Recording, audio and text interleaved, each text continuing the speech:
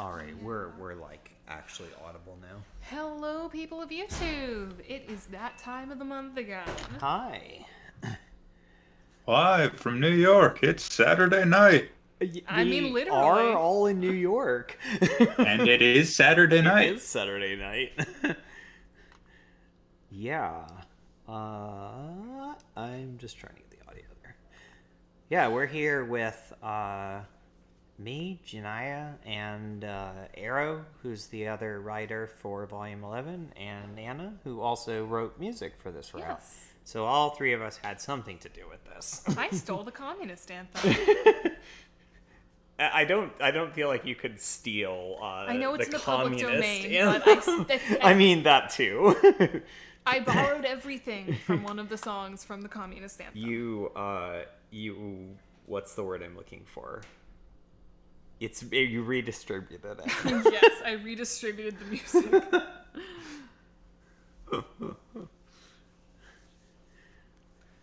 Hello, chat.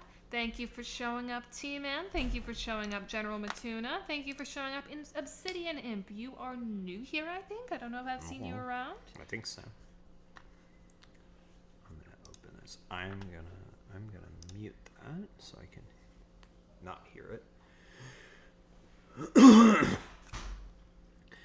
Yeah, we're gonna start in a second, and I gotta fuck with the volume because Arrow is joining us via Discord, so their audio might be a little wonky. Well, welcome to the Articulately Composed channel.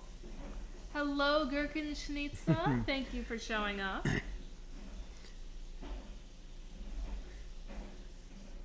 How's everyone doing tonight? Pretty good. Yeah. Just got back from work. I did not just get back from work. Yeah, because you work a normal person 9 to 5. I just got back from going to the bookstore for an hour and a half. Yeah. Alright, I'm gonna boot up the game so I can take the volume down a couple notches. Just so we can get sound, because it's gonna be loud. Actually, hold on. I'm gonna mute. Arrow, I'm gonna mute you for. Never mind. I'm not gonna do that. Actually, yes, I am. I'm gonna mute you really quick because I need to. Why is this being like this? Actually, I might not be able to. Too scared to play the volume yourself. The sound spooks you when it's late at night. Fair. All right. I'm gonna. Arrow, you're muted just for a second, just so I can turn down the game volume. Even if it's spooky now, Wait, it might be fun to play anything? yourself. And yeah, I can't hear any of the music. That's not normal. Something's up with the game. Yeah, you should give it a play on your own once it's broad daylight and once you've watched us play, so you know what to expect. Oh, I see why. It's trying to default to the interface. Oh, gross. Yeah, I gotta Dumb. just Stupid. do that real fix. Fix it. Oh my god, this thing is annoying. Ugh, fuck you. Quit out of that. I gotta fix the sound settings. Alright, speakers to the headphones. That's the sound I want. The first time you've had time to watch the actual stream. Well, I'm so glad you could make it. I'm honestly surprised we've got so many people in the stream so far, in the chat so far, because it's late. It's later than we usually do this. And oh my god, why is Steam being like this tonight? Oh, there it goes. Oh, there we go. Yeah, I gotta turn the volume down. They will not be able to hear it, but I'm gonna put it down to half. Voice volume I'll keep up. Okay, give me a second here. Let me unmute Arrow. Alright, Arrow, you're unmuted, so you can talk. If only I had something to say. No, you're good. I just wanted to make sure you're audible. And I'm gonna switch it over to game play. Okay, I think we're good now. Yeah, come on. Okay, there we go. Alright, so yeah, actually, let me mute this. Not too surprised for it Saturday night Marauders. Honestly, yeah. That tracks. So yeah, I guess we're just gonna get started.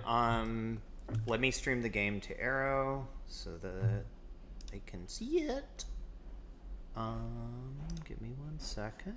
Would be helpful. It's going to be maybe a few more days before we have the entire route memorized, you know? Yeah. All right. When achievements, aren't the achievements built in? Someone asked when achievements. Yeah, achievements are built into Steam. You should...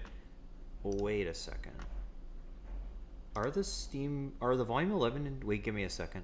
It's the last volume streamed by a few days. Yeah. Oh, are you kidding me? What happened? The achievements are not on Steam. Wait, I thought I put them on there. Give me a second. I gotta check something. Okay.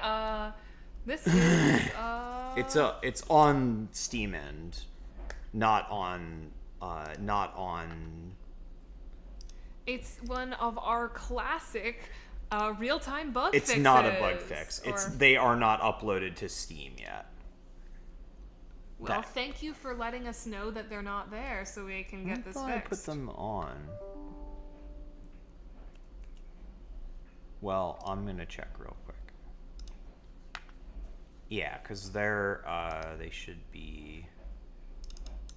The good news is if you get the achievement in the route and then once they're uploaded to Steam, if you just open the game, you'll automatically get them. So you don't have to do anything again. You just have to. No, they are there. That's weird. Huh. Client. Yeah, they should be. They should be there. I just don't have them. Okay, yeah, the achievements should be working. If they're not, then I don't know. That's weird. But unless you're just wondering in general, no, they should work. I guess we'll find out when we play this. Yeah. The secret achievement for this one is for getting through the body game without asking for help or failing. So, all right. So, Arrow. Our tradition has been to have the writer for the route read the narration, and that's both of us. So, do you want to trade off or? Sure. Okay, cool. And can you see my screen? Yes, I can. Okay, cool. So we'll start out. Do you want to start reading narration, or do you want me to start reading narration? I can start. Okay, cool. So we're going to start up here. After a while, Vakare switches on the ship's autopilot and walks back into the cabin where you've been sitting, strapped into one of the jump seats for the past hour. Turn the music up just a little because I cannot hear it at all. Gotta have the music audible when my song shuts. It's the really quiet beginning. Let me just clear these out. Ooh. It doesn't matter where you run with that ship, we will find you. We are currently experiencing outages due to server issues at our Alternian routing hub. I don't even have the rights to my own songs. Oh, Chixie. Chixie deserves so much more. What difficulty? Okay, we're on normal. This isn't, if you're being honest, a very comfortable ship. Zebedee's was way better. At least upgraded to business class on a long flight better. Well, my friend, that's probably on account of your friend's ship is likely a pleasure craft. Yeah, sure. Let's go with that for now. As opposed to this here, which is a genuine Alternian combat vessel. Skips on the amenities a bit, but it gets the job done. Speaking of ships... Oh boy, I'll admit that seeing that thing launch was mighty impressive. Empress is gonna be furious though, her brand new ship swiped from right under the fleet's noses. I expect some heads will roll after that, my friend. Some heads will roll indeed. On account of how they've been chopped off for failing the Empire, you see? He looks like a tool. Yeah, you got that one already. You shift uncomfortably in your seat. Is this just about done? Got another hour or so till we dock. Then you're free to unhook yourself and roam about the cabin and all that. Is he really okay with this? Dropping you off on an Imperial ship, you mean? He's not putting himself in any danger or anything. Vakare laughs. Goodness no. You're some kind of rust blood, right? Sure, yeah, let's go with that. Why, there's a whole level of Spirulina just for us of the warmer hues. A lot of hard work to be had there. I'm sure they can always use more hands. That's reassuring, you think? You're still trying to wrap your head around everything that's been happening, and the headache that keeps trying to punch its way out from behind your eyes really isn't helping. What would help is if he could answer a few questions. Alright, we get to ask him all of these, so it doesn't matter what order. I'm just curious, where did you all come up with the name Spirulina? I believe I suggested that they would all be named after types of cephalopods? Yes, that was what you had said. All the clown ships would? Or all ships? The colony class ships. Yeah. Alright, we'll just do it in order. What does the Spirulina actually do? So, you know that the Spirulina is somewhere that purple bloods live. Clowns, specifically, even. But that doesn't really get at the underlying question of what exactly the ship is for. Like, do they just kind of chill up there? Why, that's a fantastic question. Really top shelf. Vakare is Jake and Horace mixed together. Oh no! Wait, where's the Horace I coming hate from? that, but I feel like you're right. You are right, but like, oh, not I Horace. feel like that's a little mean. He's not, like, weirdly racist? You know, that's true. Horse is Vakare, great. he's not weirdly racist. Horse is pretty bad. Like, I'd forgotten how bad he was until Crow did that stream of Openbound, and I ended up reading his dialogue, and it's like, ew, you're Horse gross. gutter tugs a hawk.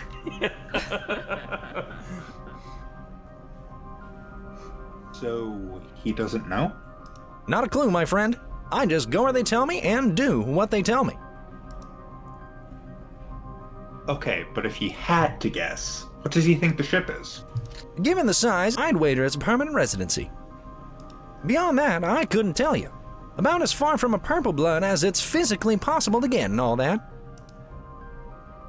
Vakare shrugs and smiles at you. Best not to worry about it. Okay, you still don't exactly love this situation. What kind of cargo is he carrying? Not entirely sure, my friend. Cargo hold's packed up with a bunch of storage containers, but I haven't a clue what they're storing. Isn't that dangerous? Like, if he's hauling something potentially hazardous, doesn't he need to know so that he can take appropriate precautions? Like, you don't think troll OSHA is a thing or anything, but that seems like basic common sense. I think you misspelled OSHA there? I did. It's Was a that typo. intentional? Oh. No, it's a typo that I gotta fix. Oh, no worries, friend. If it was something that can explode, they'd likely tell me.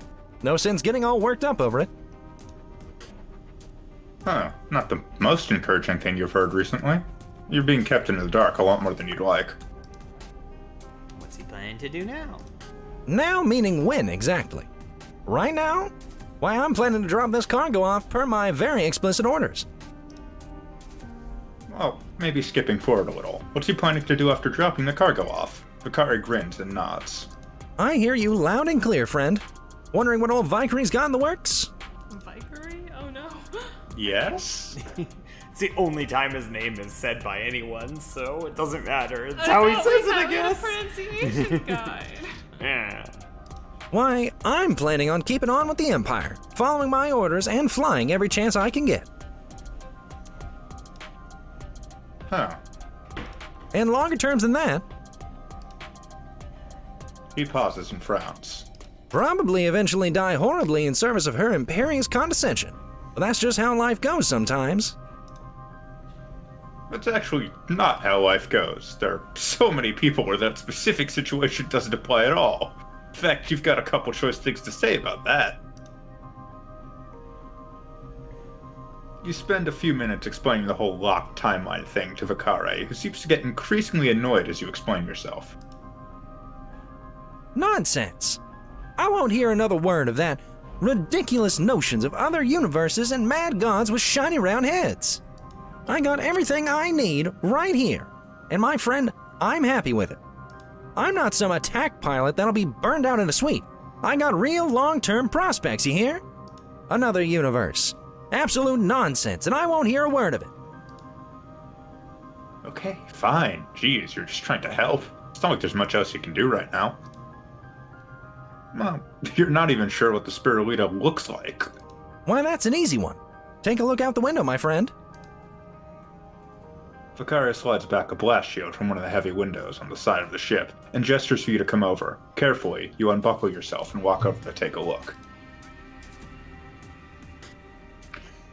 Out in the distance, across the vast nothing void of space, you could see a long, dark shape blotting out the far stars. The ship is massive, big enough to be clearly seen even this far out, and covered with a series of almost organic shapes from one end to the other. Real beauty, isn't she? Pride and joy of the Empire. You're not sure that beauty is the word that comes to mind to describe what you're looking at so much as pure, unadulterated terror, but there's no accounting for taste, right? Vicare shrugs. Whatever you say, friend. We'll be docked there soon enough. With that, Vicare strolls back to the ship's cockpit, and you're once again alone. You settle into a seat next to the window and continue to stare as you inch closer and closer to the Spirulina. Something about that thing just feels wrong. Like the moment in a sci-fi horror movie where the derelict ship first appears, followed by approximately 2 hours of relentless terror. And at this point, you'd prefer your life mostly free of terror, relentless or otherwise. So you settle into your seat, close your eyes, and hope desperately that things will go well. Wake up, friend. Time for you to head on inside. You want to take over now? Yeah, sure. The first thing you notice as you step into the ship is how incredibly empty it feels. The Justitia wasn't exactly packed full of other trolls, but there were people there at least. Granted, your only other data point was a newly commissioned warship specifically designed to carry a light crew, but still. This feels empty. Where is everyone? Oh, yeah, I think I'm gonna intentionally try to get some of the bad endings. Okay. Which I means I guess we won't get the no failure achievement. We don't need the achievement. Yeah, I mean, well, we'll get the one for finishing the route. Don't fret, my round-headed friend. This is merely the antechamber of the ship's lower levels. Vicare looks nervous? You don't want to necessarily commit to that, but there's definitely a nervous energy there. I will admit, being outside the confines of my ship is stepping out of my comfort zone a bit. Well, he's free to step back into his comfort zone whenever. You already said you were going to explore this ship, and explore this ship you will. Somewhere up there, the Purple Bloods must be living, and that means there's a decent chance you can find some more people you know. Well, you have the best fun with that, my friend. Without another word, Vicare practically dashes off back to his ship, and you're suddenly very alone in some extremely spooky corridors. Well, fuck. Time to get exploring, you guess. What was this music from? This is the James Roach, one of the songs from Volume 9. Nice. Although it was originally composed for a whole different project. Oh, it was one of those Eradias. It was one of the Eradia songs, yeah. You spend a decent amount of time wandering around, the whole area looping back in on itself over and over again. It's hard enough to get your bearings in here, let alone figure out where the exit to the residential sections of the ship is. The good news is you're almost completely somewhat confident that this remarkably same-feeling corridor will be the right one. You turn another corner and you're struck by a singular thought. You're thinking of a maze again. Mostly because the ship's quarters are laid out like one and you have no idea where to go next.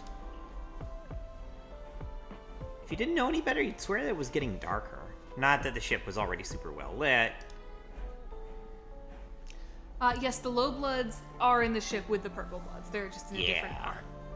You're pretty sure you already went this way. Yeah, that'll get explained shortly. Why the heck is it getting so cold? Oops. Rip. You barely have time to react. I forgot. I forgot about that. You barely have. You will be hearing that a couple more times, FYI. Including, like, in a second. As the scream Where echoes. do you through the get hall. that sound effect? Did you make it? It's a combination of another person's, like, scream sound effect and mine, like, overlaid. As the scream echoes through the hollow metal corridors, you find yourself freezing up. Come on, this is no time to not be able to move. Oh, shit.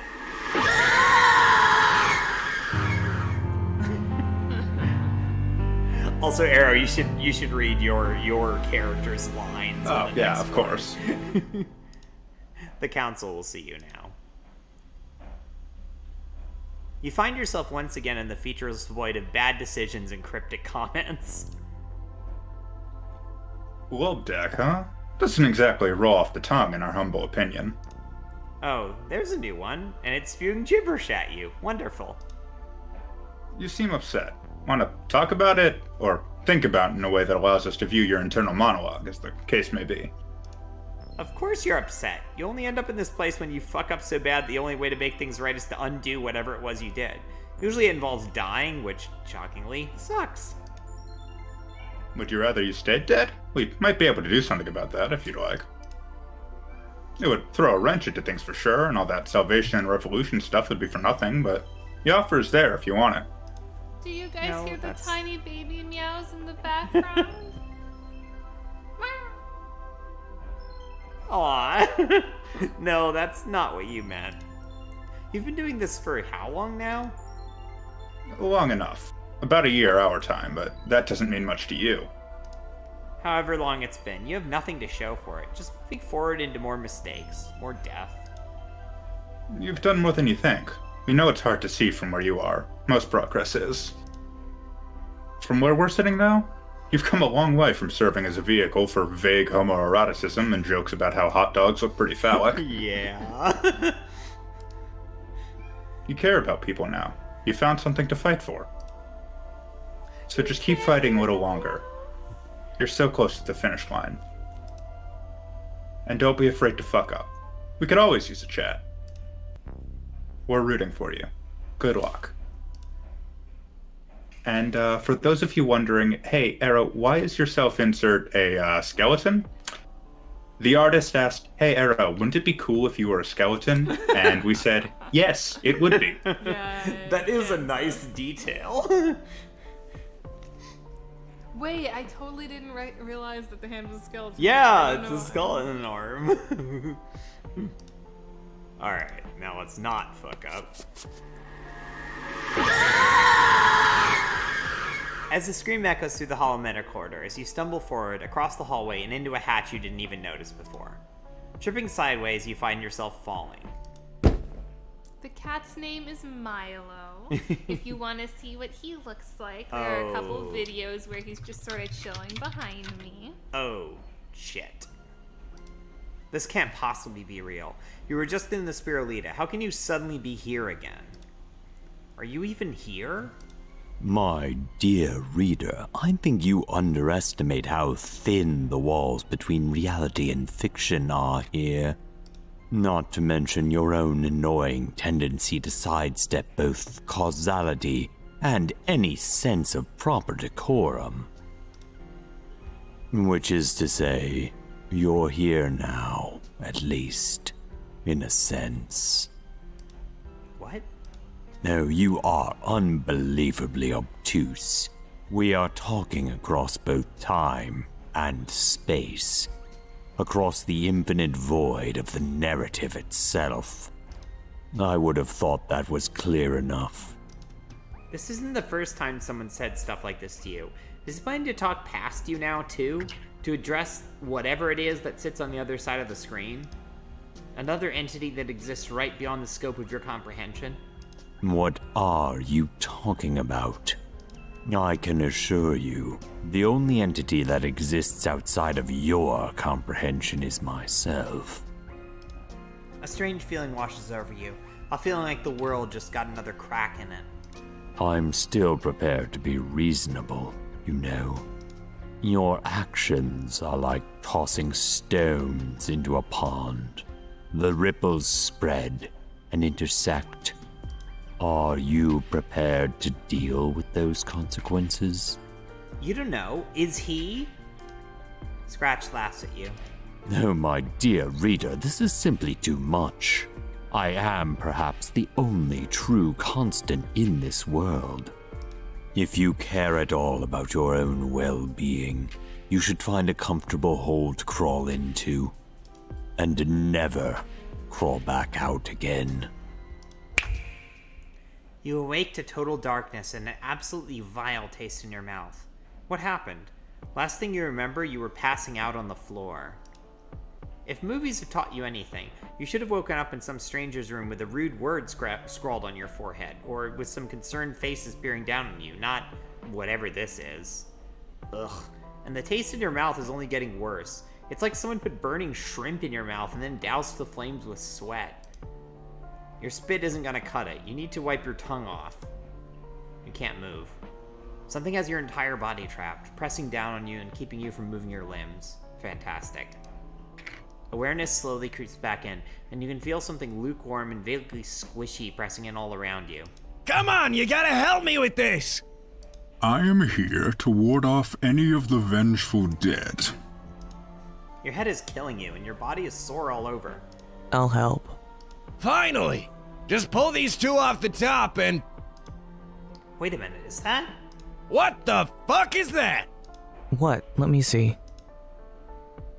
Your excitement at seeing your old friend Demon again is only exceeded by your excitement at seeing Fozzer, and you think that's Sharon over there? Their face is covered with a mask, but you recognize their voice.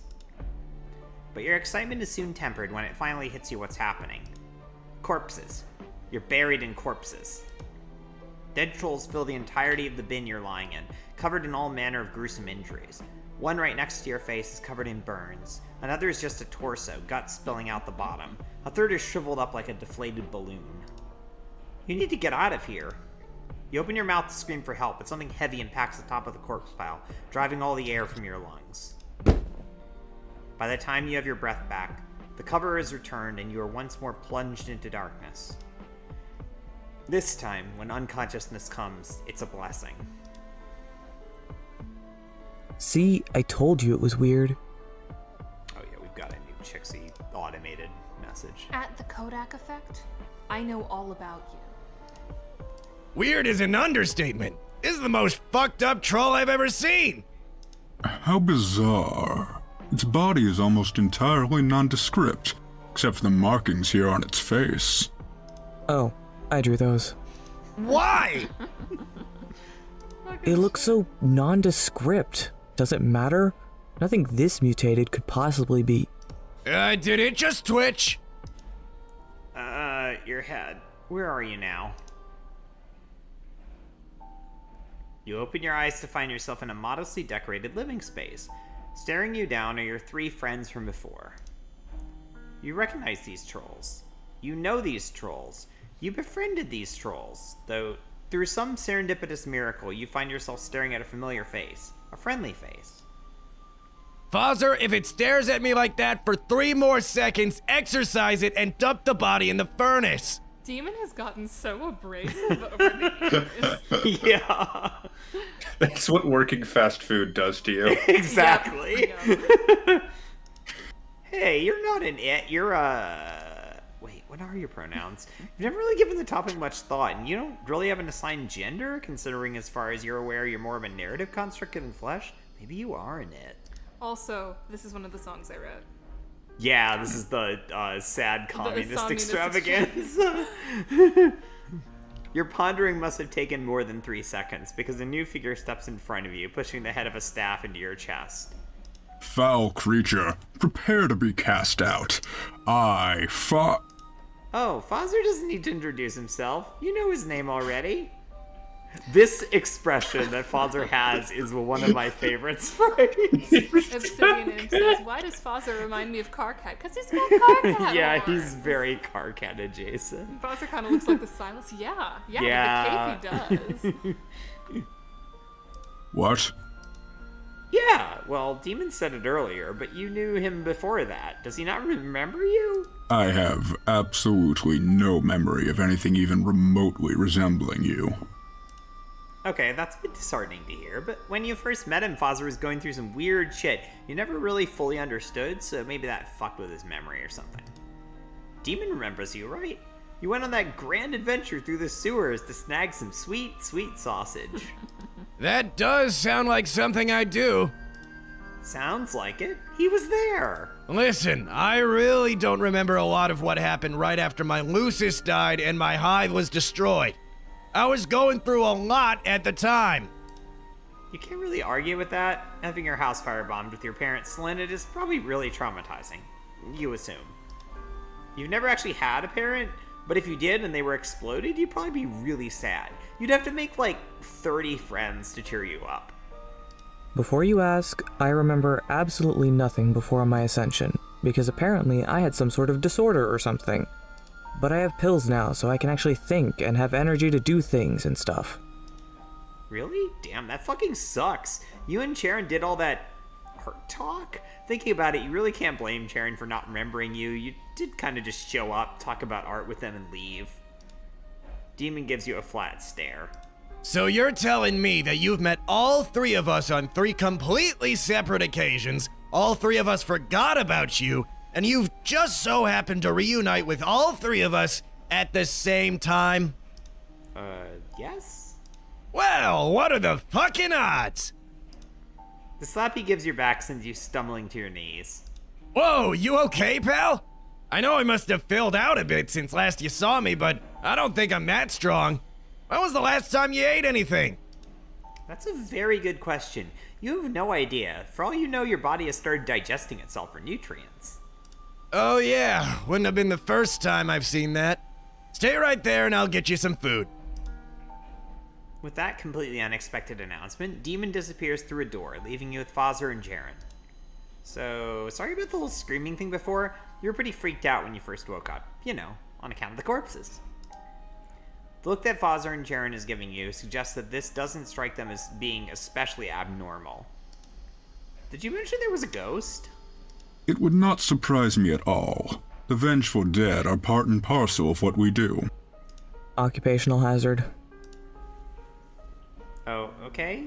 But you did mention the ghost, right? And all the corpses? Yes, a couple times now.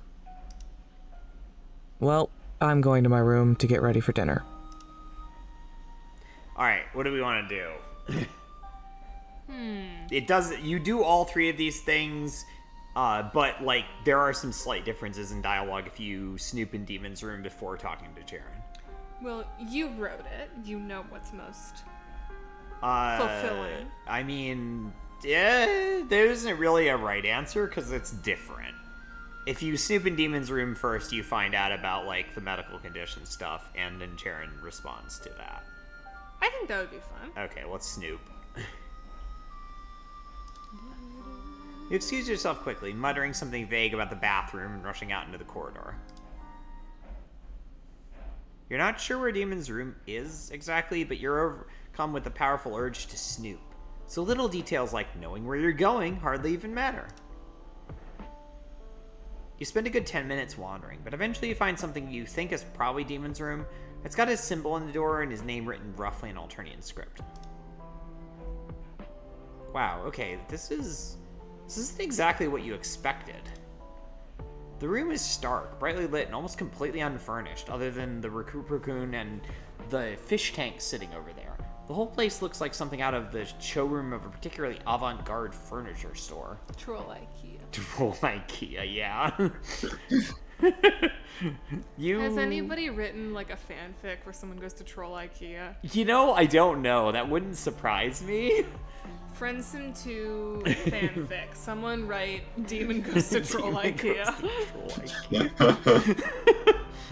You guess you could look around? We get to do all of these, so we'll do all of them. Look at the fish.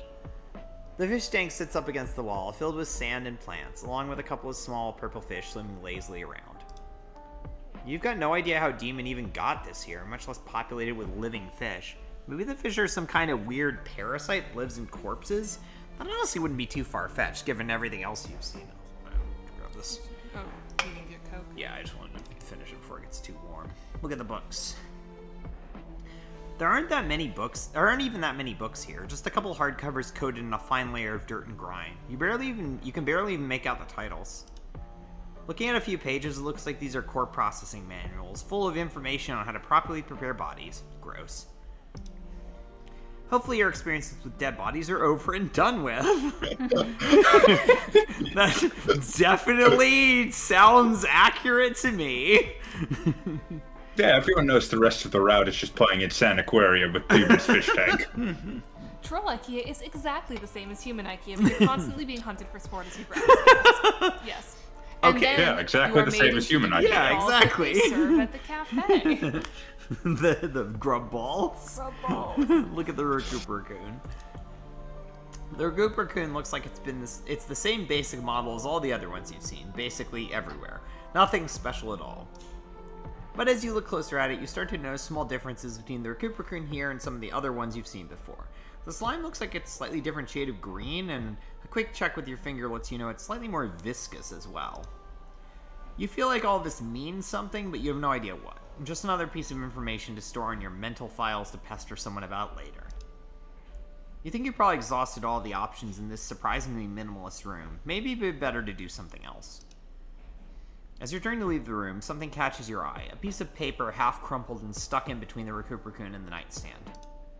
Unable to resist the siren song of invading other people's privacy, you glance down at the form. It looks like some kind of a handwritten medical report. You're not sure who prepared it, but it doesn't take you long to skim through. It sounds like Demon is having problems with memory loss, low energy, and occasional difficulty speaking. It sounds a little bit like how Charon was acting back on Alternia. Maybe they would know more about it. Alright, let's go talk to Charon then.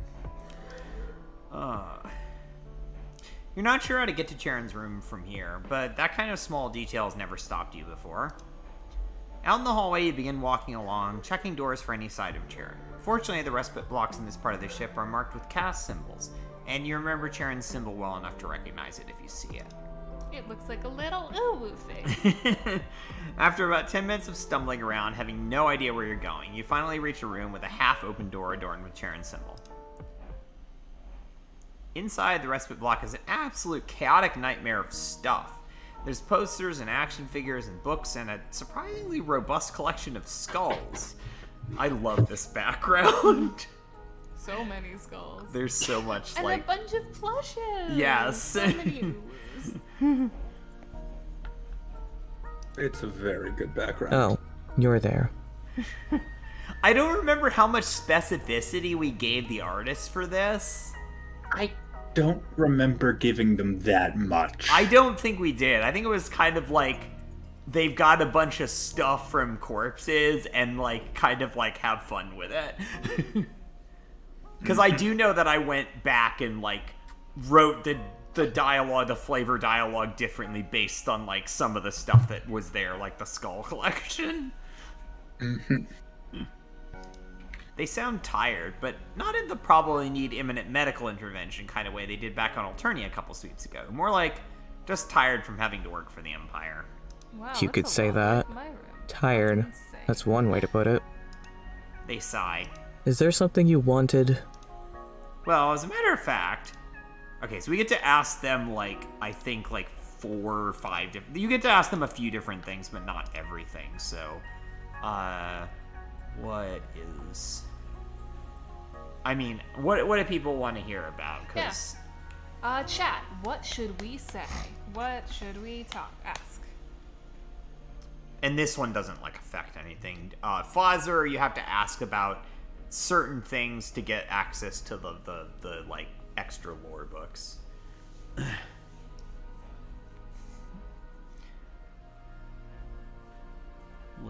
I have less skulls. We haven't gotten to. There's a bit of a lag. Yeah, I know. I want some ice cream. Ice cream. You do have ice cream.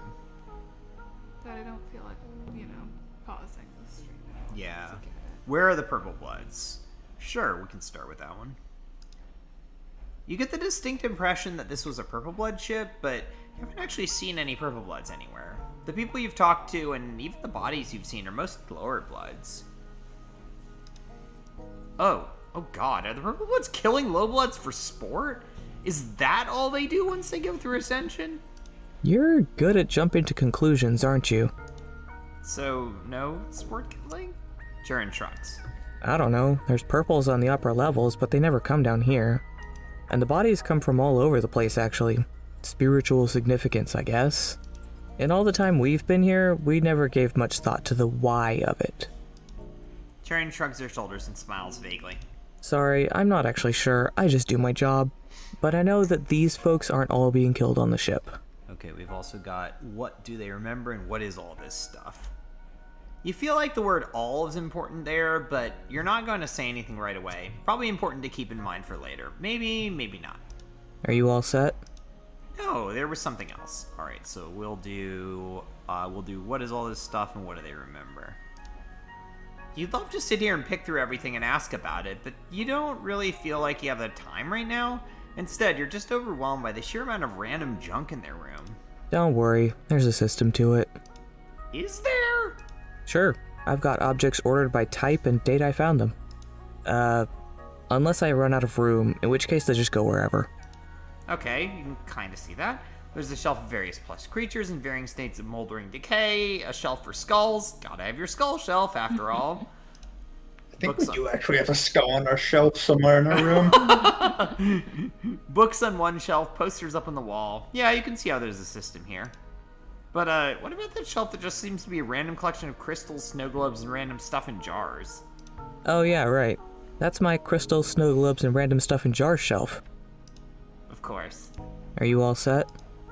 Alright, and what are they... So, I believe when we were discussing the designs for the 3 trolls in this route, we Yes. wanted to base all 3 of them off of different animals associated with death. Right. And Karen is a magpie.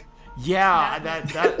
They literally steal shiny objects that catch their eye. Yeah, because, like, the designs were, like... Because I remember when we were talking with, like, you going through the designs, like, this is one of the designs that had, like, the most, like, difference from the original, because they're based on, like, a magpie. The, demon is based on, like, a jackal, right? Yeah, he has a little jackal Right. head on his shirt, and Father is a bat. Right. I can see the bat in the design. Yeah, with the, like... It's the cloak.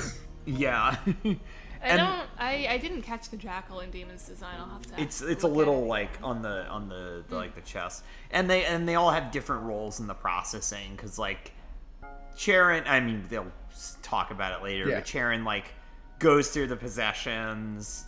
Demon does like the processing the actual like corpse, and Fozer's there to prevent like spirits from doing haunting stuff. All right, what do they remember from Alternia? To be perfectly honest, not very much. Really? Nothing at all? They don't even remember hanging out in the trash? That does sound like me, but no, not really. What I remember from Alternia is more like a sense of place, you know? I love how Mspar is always like, do you remember this one very specific, like, 2 hours from 5 years ago? Well, when you say magpie, I think screaming Aussies running for their lives. Oh my god. Imagine Sharon Aren't, like, swooping down from the trees. Aren't Australian magpies and non-Australian magpies like 2 different birds? Yeah. Yeah, I think they And are. Australian magpies are evil.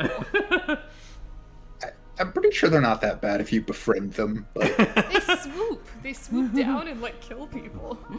they only swoop if they don't know that you're a friend. I mean, you can say that about any animal. The secret is to gain control over them. Become lord of the magpies. I remember being there, but not really what I was doing there. Karen shrugs and smiles vaguely. Weird thing to say for someone who grew up there, I guess. Do they remember Ascension and the ordeals? You have a hard time of picturing exactly what that consists of. From talking to your friends, you got the sense that it was a combination of various kinds of tests, military training, and professional education. You're not sure. The only other Olive Bloods you've talked to recently were in the army and on the run from being recruited into the army, so... Don't think I'm much cut out for that. Sharon flexes one of their arms jokingly and smiles. Are you all set? Alright, and we've got... Okay, we've Also, got... What do they do here? I love the little talons they have on their sprite. Yeah! Like Canadian geese versus all other geese. I don't know. I think all geese are pretty evil. I'm gonna do though. They seem a lot more clear-headed now because that's the one that changes if you go to Demon's Room first. What do you mean by that? Well, just they seem to be more coherent when they talk, less sedate, more lucid. They're not even breaking their sentences up a part of their quirk, and you don't think that's just because it's a nightmare of a quirk to automate. What does any of that mean? Never mind. Just they seem to be doing better, which is a weird thing to say given how much Ascension generally sucks for trolls. I don't know that I'd say I'm doing better. Life here is hard. And I'm going to die here, I know it. The only positive is I get my pills now. They mentioned that before, but it wasn't clear what they did exactly. Some kind of medicine, you assume? Jaren nods and grins at you. They make me feel less foggy. Does that make sense? I had a condition that made it hard for me to think, and it was getting worse. It seems to you that Jaren is describing some kind of antidepressant or something like that. You're not sure if that maps exactly to your knowledge of human physiology, but you're glad your friend is feeling better, so you nod and smile. Still, I wish I could go back to Alternia sometimes. Well, you're not going to make any wild promises, but maybe they can. These choices don't actually... This isn't the route choice, not till later. But we might as well do stuff. Yeah. Have they considered the possibility of leaving? Like going back to Alternia? That's crazy. Everyone knows it's forbidden. The only people who get to live on Alternia are on special assignment. Or like the heiress in her palace. Jaren shrugs. And the Ripples, I guess. Right, exactly. Jaren's eyes grow wide and they shake their head vigorously. You shouldn't say stuff like that. You never know who's listening. Besides, it's not that bad here. We get food, we aren't being eaten by anything. Honestly, it's fine. Jaren is looking increasingly done with your bullshit, and you feel like it might be nice to leave them alone for a little while. Time to go find some other way to make a nuisance of yourself. Alright, we gotta talk to Fozzer. The conversation is starting to naturally wind its way down, and you figure it'd be good to head out before it gets awkward. Well, more awkward anyway. You think that now would be a great time to go check on your old pal Fozzer. Okay, suit yourself. Fortunately, you remember more or less the way back to Fozzer's room, and you only get a little bit lost trying to find the way there. It looks like Fozzer's still there, so you quickly duck inside through the open door. So, hey there, Fozzer. Greetings, foul demon. Yeah. He really doesn't remember you? Not at all. I just gotta say, I really like how the artist for this route managed to take these characters that in canon all looked incredibly goofy. Like, so silly. Like, so silly that you can't make a coherent character out of them because it wouldn't make any sense for that character to be so silly. And then made them all look, you know, not particularly silly. Good job. I think that we had some, like...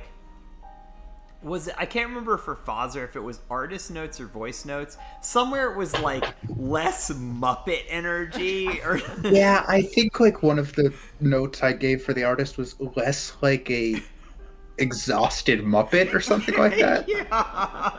Yeah. And it's funny because like voice wise, the demon voice actor, and this was like the voice notes weren't so specific, but like the VA just like it happened to be like a really good take on the character. The voice actor does kind of sound like it's got like a Muppet energy to Demon's voice. Kind of Muppet energy, but also kind of just like, you know, cartoon butcher energy. Yeah. I think that was why we settled on them, because they got that cartoon butcher energy down very well. Exactly. Fine. Oh wow, there are a lot of books here. Has Fuzzer read all of these? You're not sure you've seen this many books in one place before, ever. Except for the library, but you don't think the librarians are expected to read all the books. Or maybe they are in Alternia? You ask Fozzer if Alternian librarians, which should probably have some sort of silly troll name like Libarbarians or something, have to read all the books in their libraries. Libarbaries? What? No, that's ridiculous. All Empire-controlled sources of information are staffed by drones to prevent the dissemination of improper knowledge to the lower castes. Oh right, Alternia sucks. You forgot about that for a second. Fozzer sighs and seems to relax a little bit. Feel free to take a look around. If you see something interesting, just ask. About the books, not the other things you ask questions about. Let's see. Alright, we have to ask about the books, and then we have to ask about either of the non-fiction ones to get him to, like, give you... He gives you, like, a bunch of books at the end of this. Oh. What's up with the books? That's where you can like, get random quotes from them. You will have to be more specific. As you can see, I have a number of books. It would take you ages to go through all of these books in detail, but a few catch your eye. There's an entire row dedicated to a single series, a simple graphic of a lucis that looks a lot like a pig replacing the spot on the spine where the title would normally be. Atop a nightstand is a pamphlet displaying some sort of humanoid plant with multiple eyes and way too many fangs for you to feel comfortable. The cover reads, Domination Guide, Species 93872, Color Edition, and promises to contain secret tips, tricks, and cheats to dealing with whatever alien this is. Finally, you see a shelf that's filled with a series of dusty titles like Subjugulator Championship Wrestling with Faith, Troll Judaism in the Age of Interstellar Diaspora, and Snookered, How One Troll Invented a Moon Cult from Scratch. I'm so proud of that last title. That's very good. Are these religious texts? Maybe Fozzer has changed more than you realized. Was there anything else? Why, as a matter of fact... Alright, we have to ask about either of these two books, and other than that, what do y'all wanna ask him about? This is another one where you're limited in your choices. Personally, I want to ask about the log series, but just because getting myself to say Trimshapanshashog was... We should do that and one of the other... So we get 4? I think you get 4, yeah. So we'll do long series and one of these two, and then whatever. We'll do long series first. I feel like we should do what does he do here? Like, we haven't asked any of the specific... Alright, we'll do long series first. Trimshapanshashog. That name is... It literally is just the Sanskrit words for, I think it's Sanskrit, 30 and 50, and then hog, so it's literally 30-50 hog. That's really good. Also, you did the voice for the character, so you didn't inflict trying to say this on someone else. Things I do for my art. Yeah, exactly. You aren't even gonna pretend to know what he just said.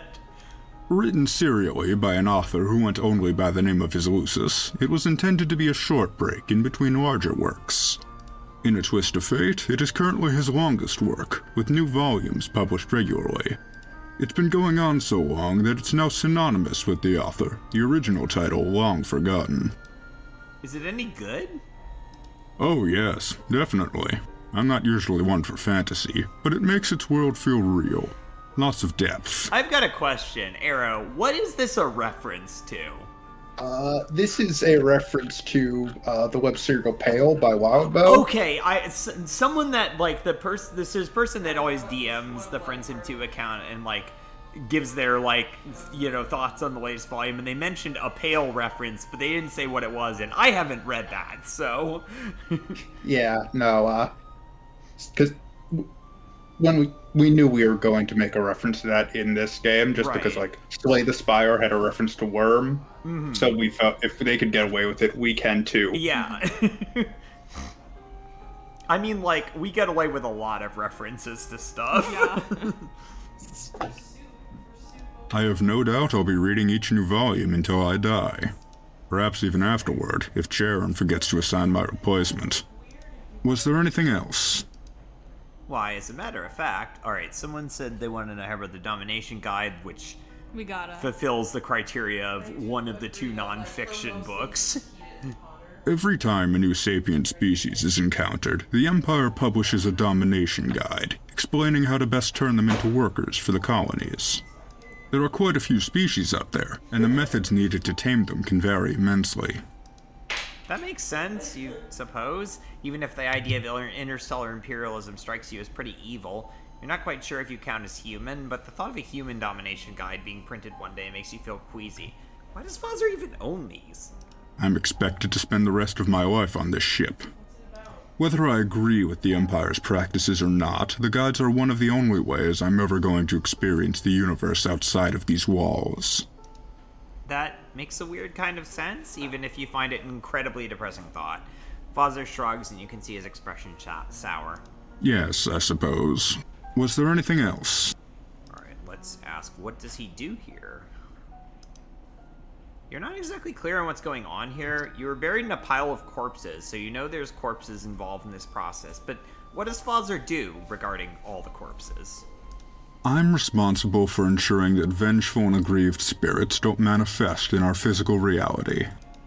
Oh shit, so he's one of the people that Stelsa mentioned. I assure you, I have no idea who Stelsa is. No, you mean he's one of the people who helps with the ghosts.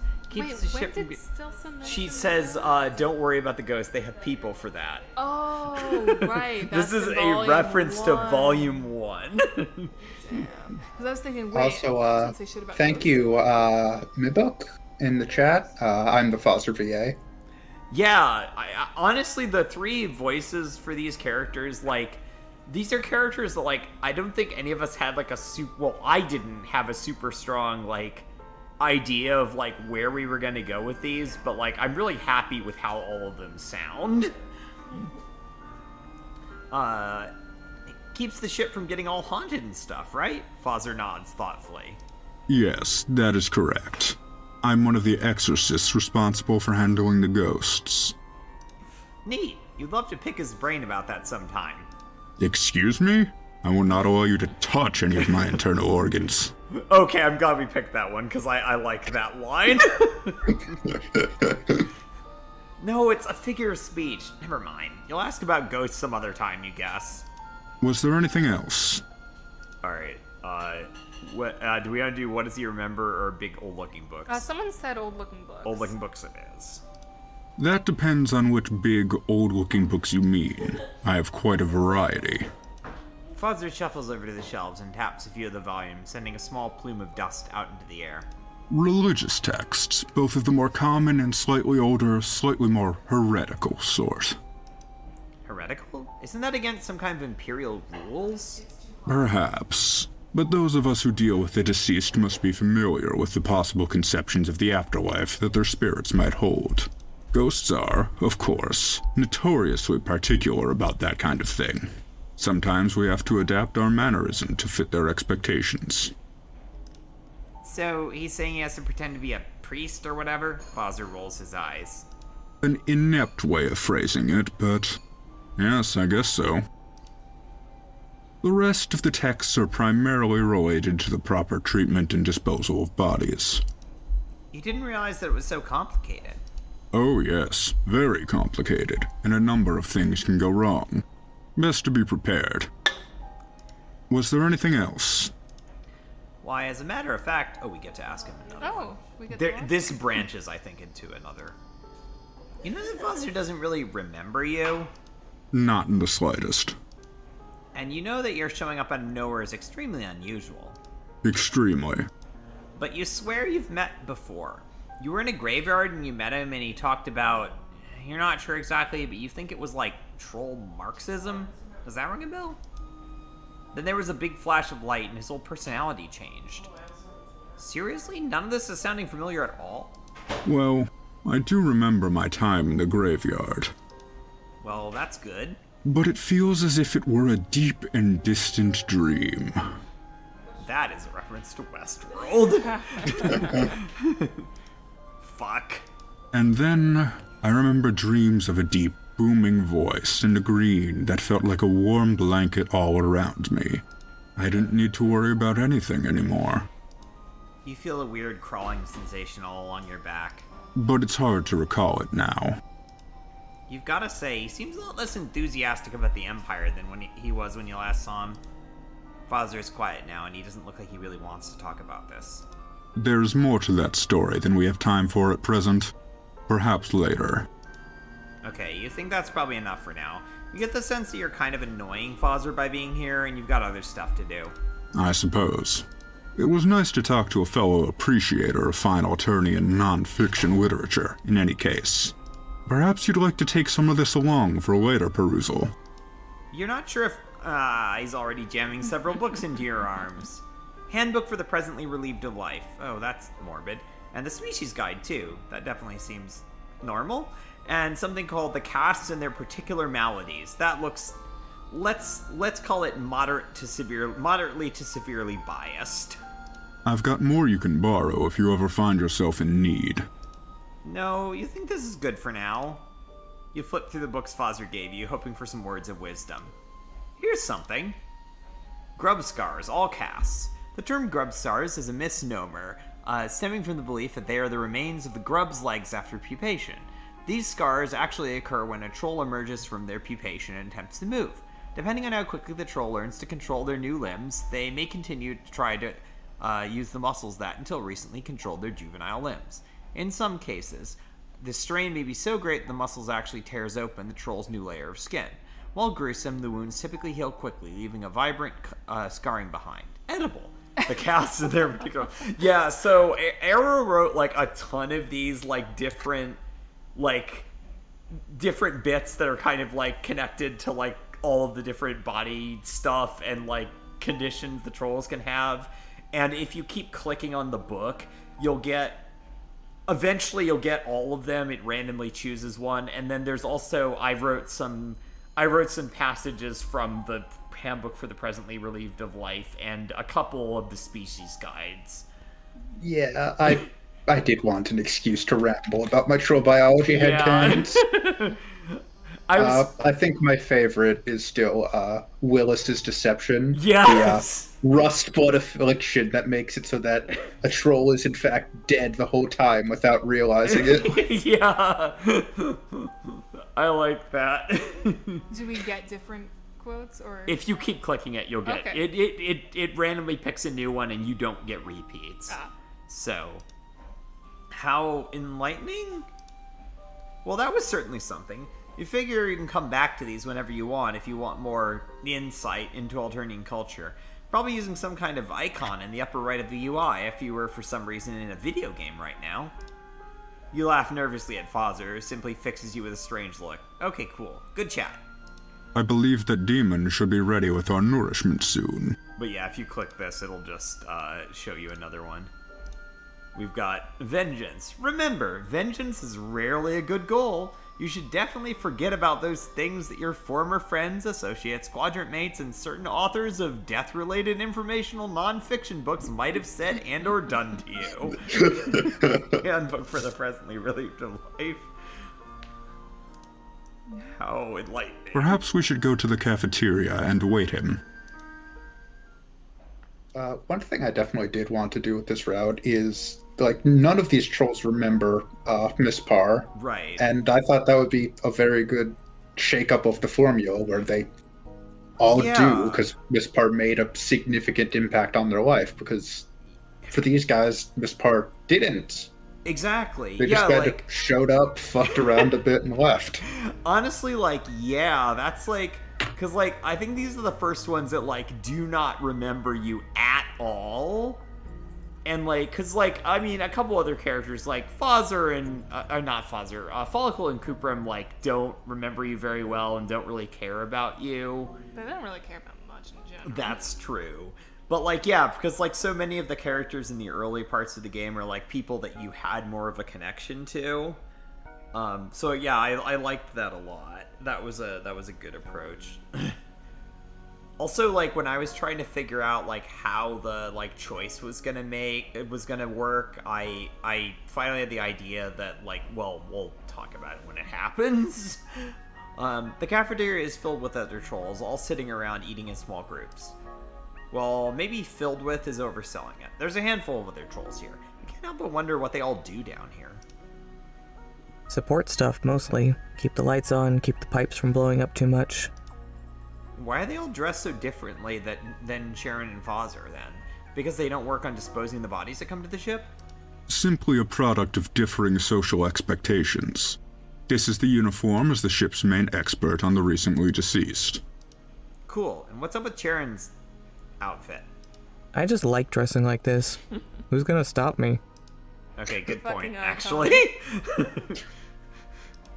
So, there was actually something you wanted to talk about, now that they're both here. Something you found in Demon's Rune. The two of them look extremely confused, glancing back and forth between each other. Well, what is it? Don't continue to make us suffer the sting of your silence. Well, while you were, investigating Demon's Room, you happened to find evidence that he's suffering from some kind of medical condition that could probably use treatment. Standard disclaimers that you're not an Alternian doctor apply, of course. There's really no way to know.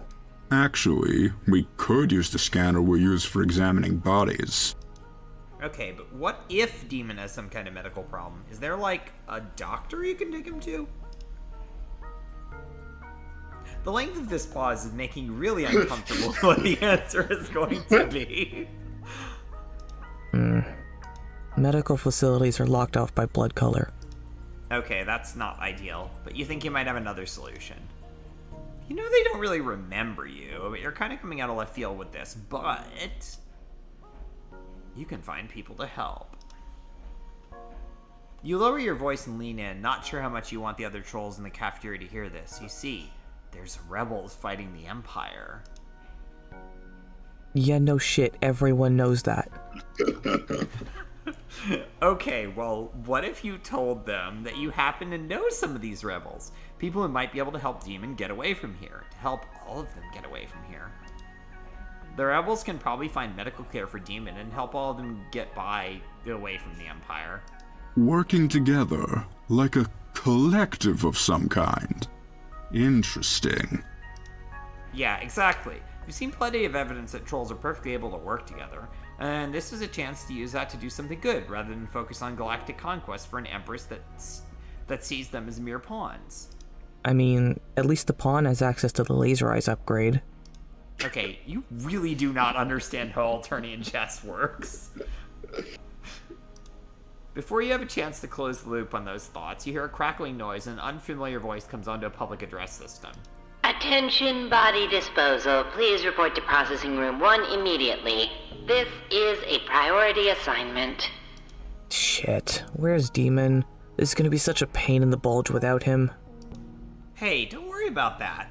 Let him take it easy for now. Absolutely unacceptable. We need someone to help handle the processing duties. Well, good thing they've got someone right here. You gesture meaningfully at yourself and waggle your eyebrows. I guess we could let them help. I fear you are likely woefully unqualified for this. That's okay. You do stuff you're unqualified for all the time. Acting as an unlicensed attorney, semi-professional graphic design, acting as an unlicensed therapist. Fine, let's just go. We'll get in trouble if we wait for Demon. It is imperative that you understand the gravity of this situation. Oh yeah, you're all about gravity, like black holes and shit. I'm not joking. If we fail in our duties, it can have severe consequences, both for us and the ship's crew at large. Please don't fuck up and kill us. That's the point here. You follow Charon and Fozer through a series of unfamiliar corridors, finally arriving at a heavy door with a series of warning signs in Alternian all over it. Oh, the other song. Yeah, other song you wrote, yeah. The inside of the room reminds you vaguely of an old-timey operating room, but everything is kind of grungy and gross. You're guessing that sterile conditions aren't super important when it comes to processing corpses. As you're looking around trying to get your bearings, Charon tosses you a heavy apron that feels like it's made out of thick leather. You'll need this. You struggle to put on the apron while Charon and Fozer both move around the room preparing various objects. You can't help but wonder if they'll explain what it is you're supposed to actually be doing. Ensure that the souls of the departed rest easy, or at least their non-corporeal residue essence. Fozer's not much for the concept of the soul. Material reality supports no such conclusion. Well, you know, except for all the ghosts. Manifestations of energy and nothing more, potentially. The autocratic decision-making entity is still out on that one. In any case, you'll be needing this. Fozer hands you a small tablet, like your palm husk, but less flashy. Aw, you were hoping for a pamphlet, actually. The kind that contains a series of colorful illustrations and guidance in helpful text form.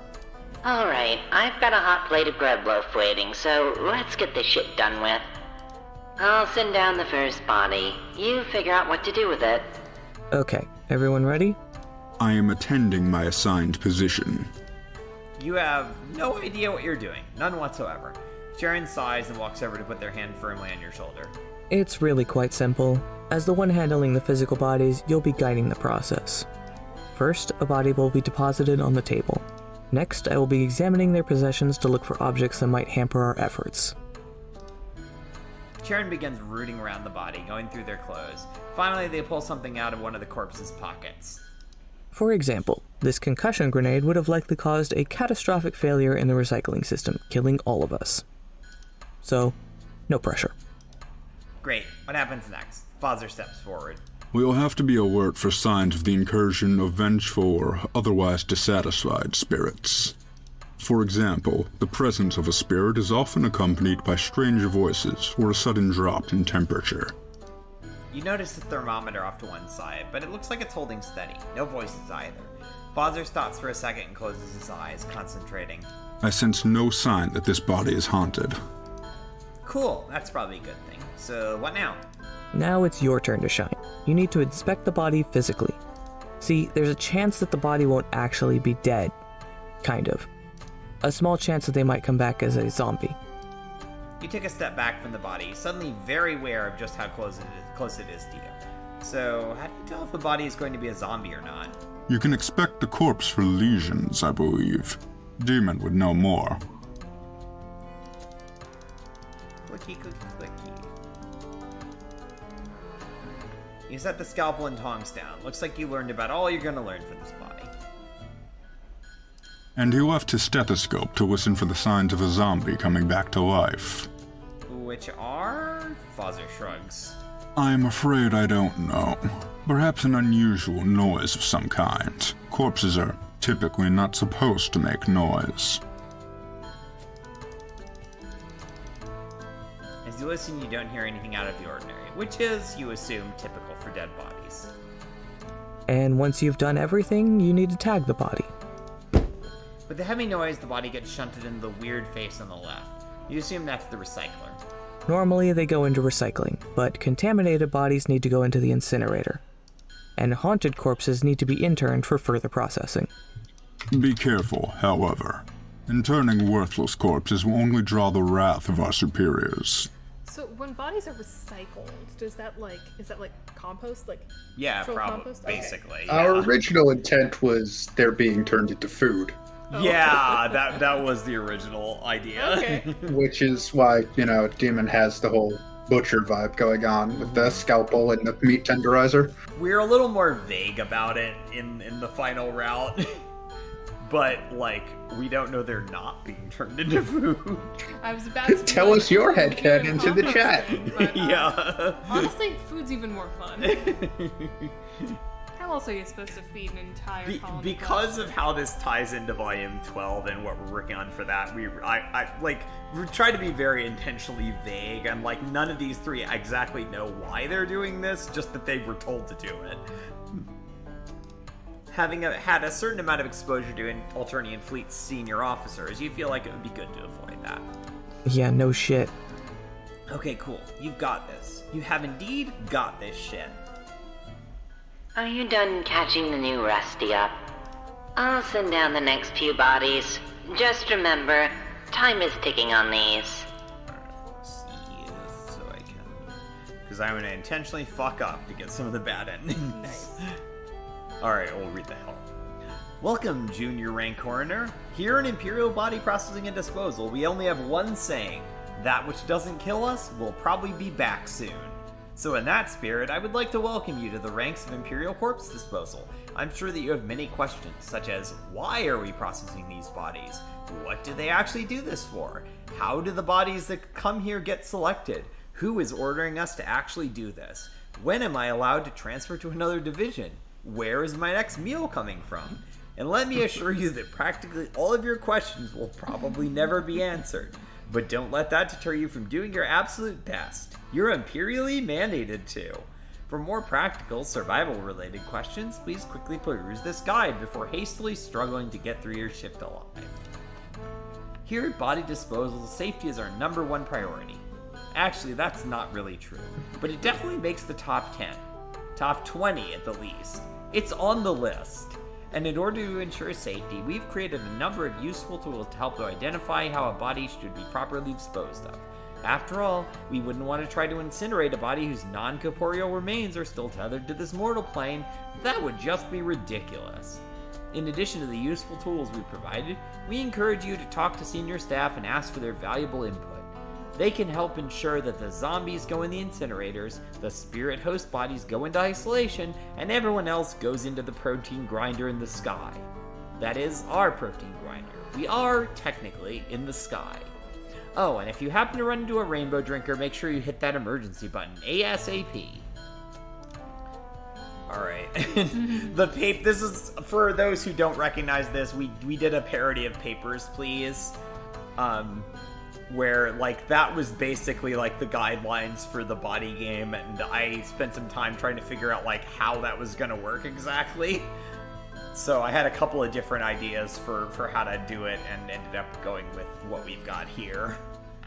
Come back in our next game, where Foster goes through Return of the Obra Dinn. Alright, let's do this thing. Alright, let's see here.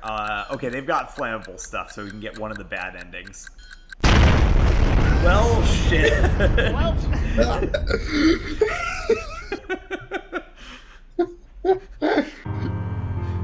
Hazardous car. Explode. Uber did a great job on these. Yeah. Also, I don't remember where the save point is. Are you done catching the new Rusty up? Okay, it's at the beginning of this. Alright. Awesome. Alright, let's... Alright.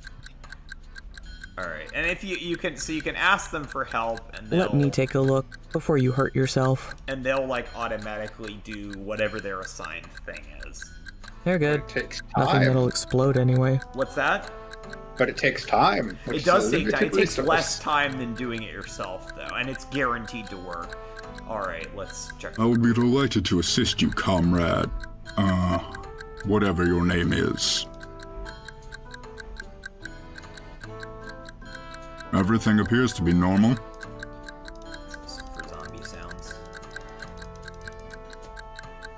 Yeah, see, like, this is the uncertainty messages are you can sometimes fail. The tasty meat arm. What is the tasty meat arm? It tests to see if they're a zombie or not. I like how that's trademarked. Yeah. Okay, this is a normal body. You watch as the body slips into the recycling tube. You wonder what it is they actually do with them. Poor bastard.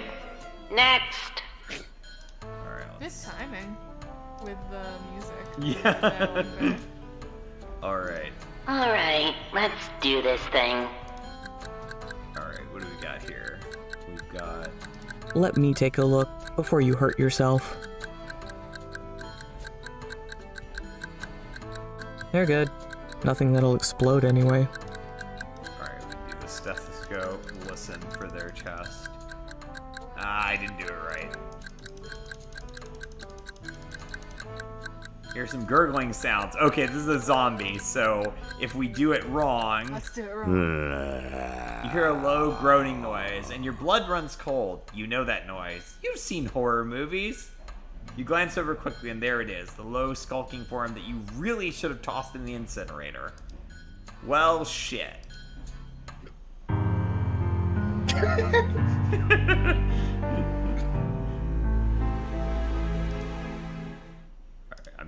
I'm gonna load, so I don't have to go redo all of the first one again. Janaya did the control. God, voice. I wish that were me. Yeah, right control now. is me. Yeah. Oh God, I wish that were me. Poor control voice. Any time today. Actually, so the control, the fact that it's a Jade blood is, I have a headcanon that, like, the Jades that aren't, like, in the caverns or cloistered are kind of like the middle management of the Empire. Like, they form, like, the sort of, like, supervisory officers, because we never really get an idea of, like, what the rank structure is. That tracks. Alright, this should still be a zombie, I think. I think it doesn't randomize it again. The body is quickly moved into the incinerator, where it's consumed with a quick whoosh of flame. Poor bastard. Next. Alright. Save. Clock's ticking, time's giggers. Hurry the fuck up. Alright, what do we got here? We've got loaded handgun is one of the things that can blow up, so is lighter. We'll do the pendant.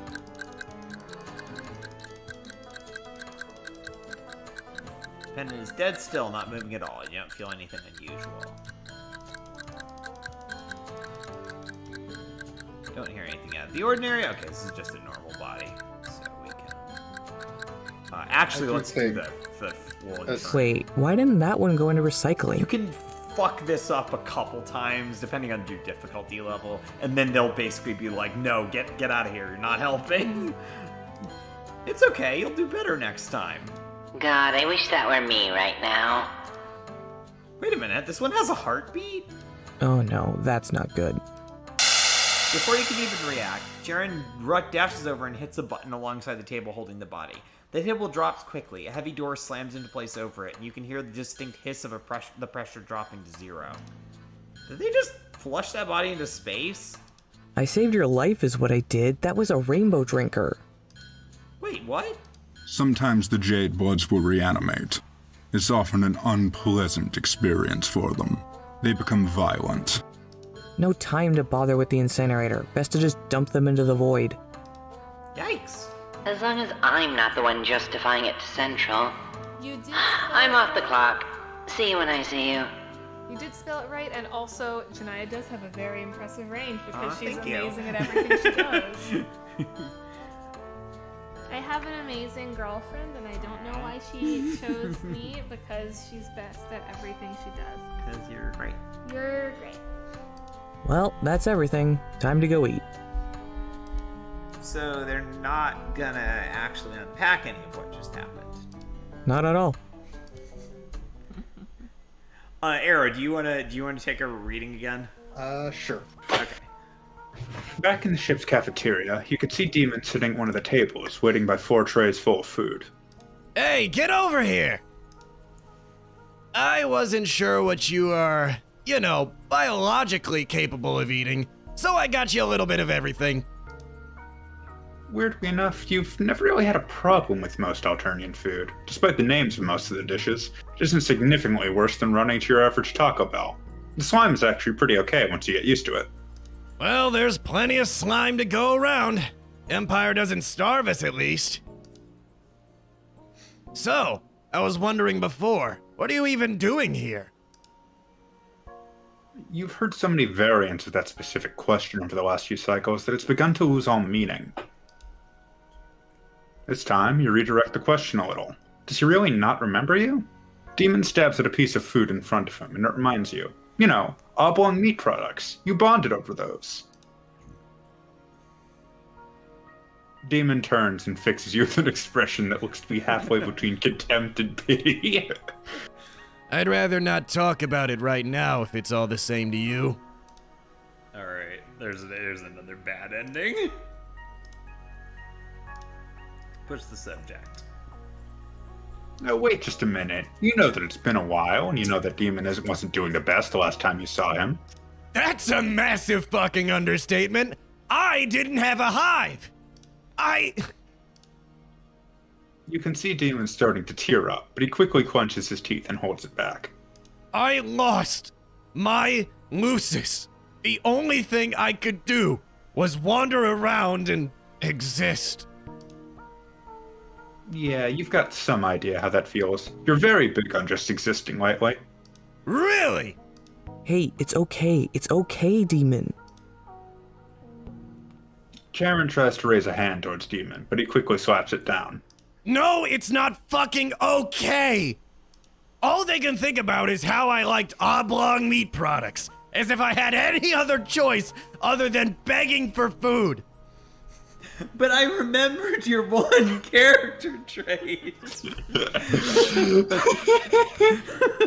characters really had nothing going for them. Communism, hot dogs, and trash. That was very individual. Communism, hot dogs, and trash is actually the name of my autobiography. Just trying to find something to hold on to. This has just gotten exponentially more uncomfortable. Good. Maybe you deserve to be uncomfortable.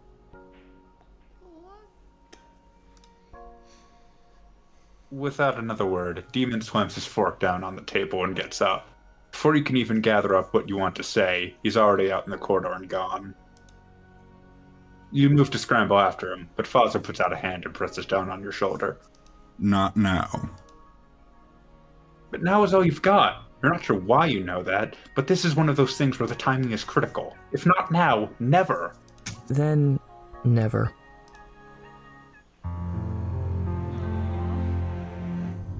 Poor demon.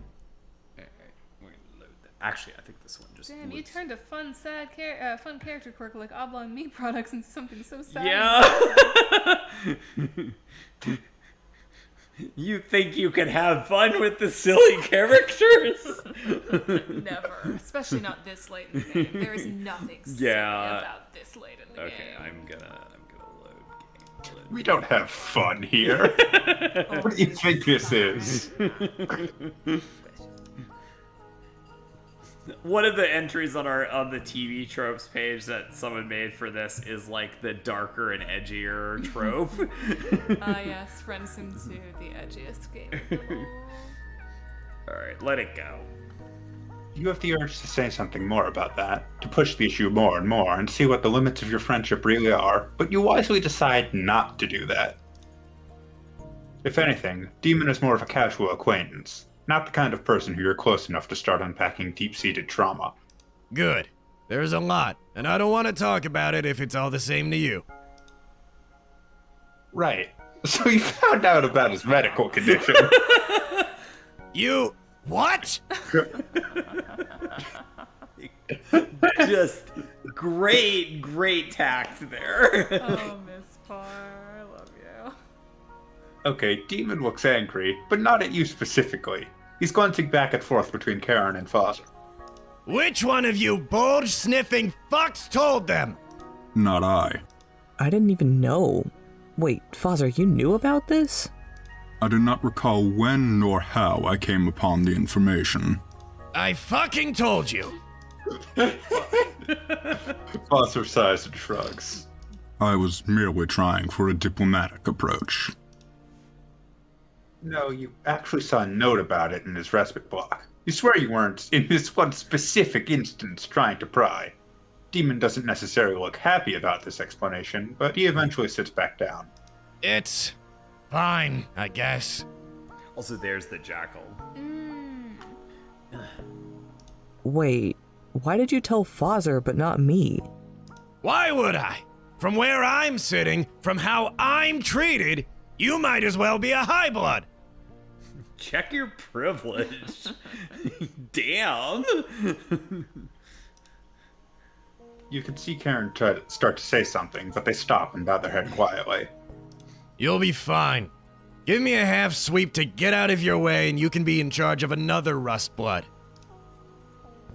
Now is probably a good time to point out that there's another option here. Like an alternative to the backbreaking and ultimately terminal toil they're being forced to engage in. Yeah, good luck with that. No, you're serious. Alright, you got a way to fight back. That is the actual choice where you get to make that decision. So you've been in regular, extended contact with the rebels. Oh, wait, that came out wrong. Did it? Yeah, look, don't worry about it. What you meant to say was that you might know of some friendly people who might be able to take in a few trolls who are less than satisfied with the Empire. So, like, the rebels? Not exactly, but also yes. Yeah, sure, I'd be down to get the fuck out of here. Can't be worse than up here. Oh, okay. That was surprisingly easy. You look over at Fozzer, who has a deep frown on his face. This feels like it's going to be a harder sell.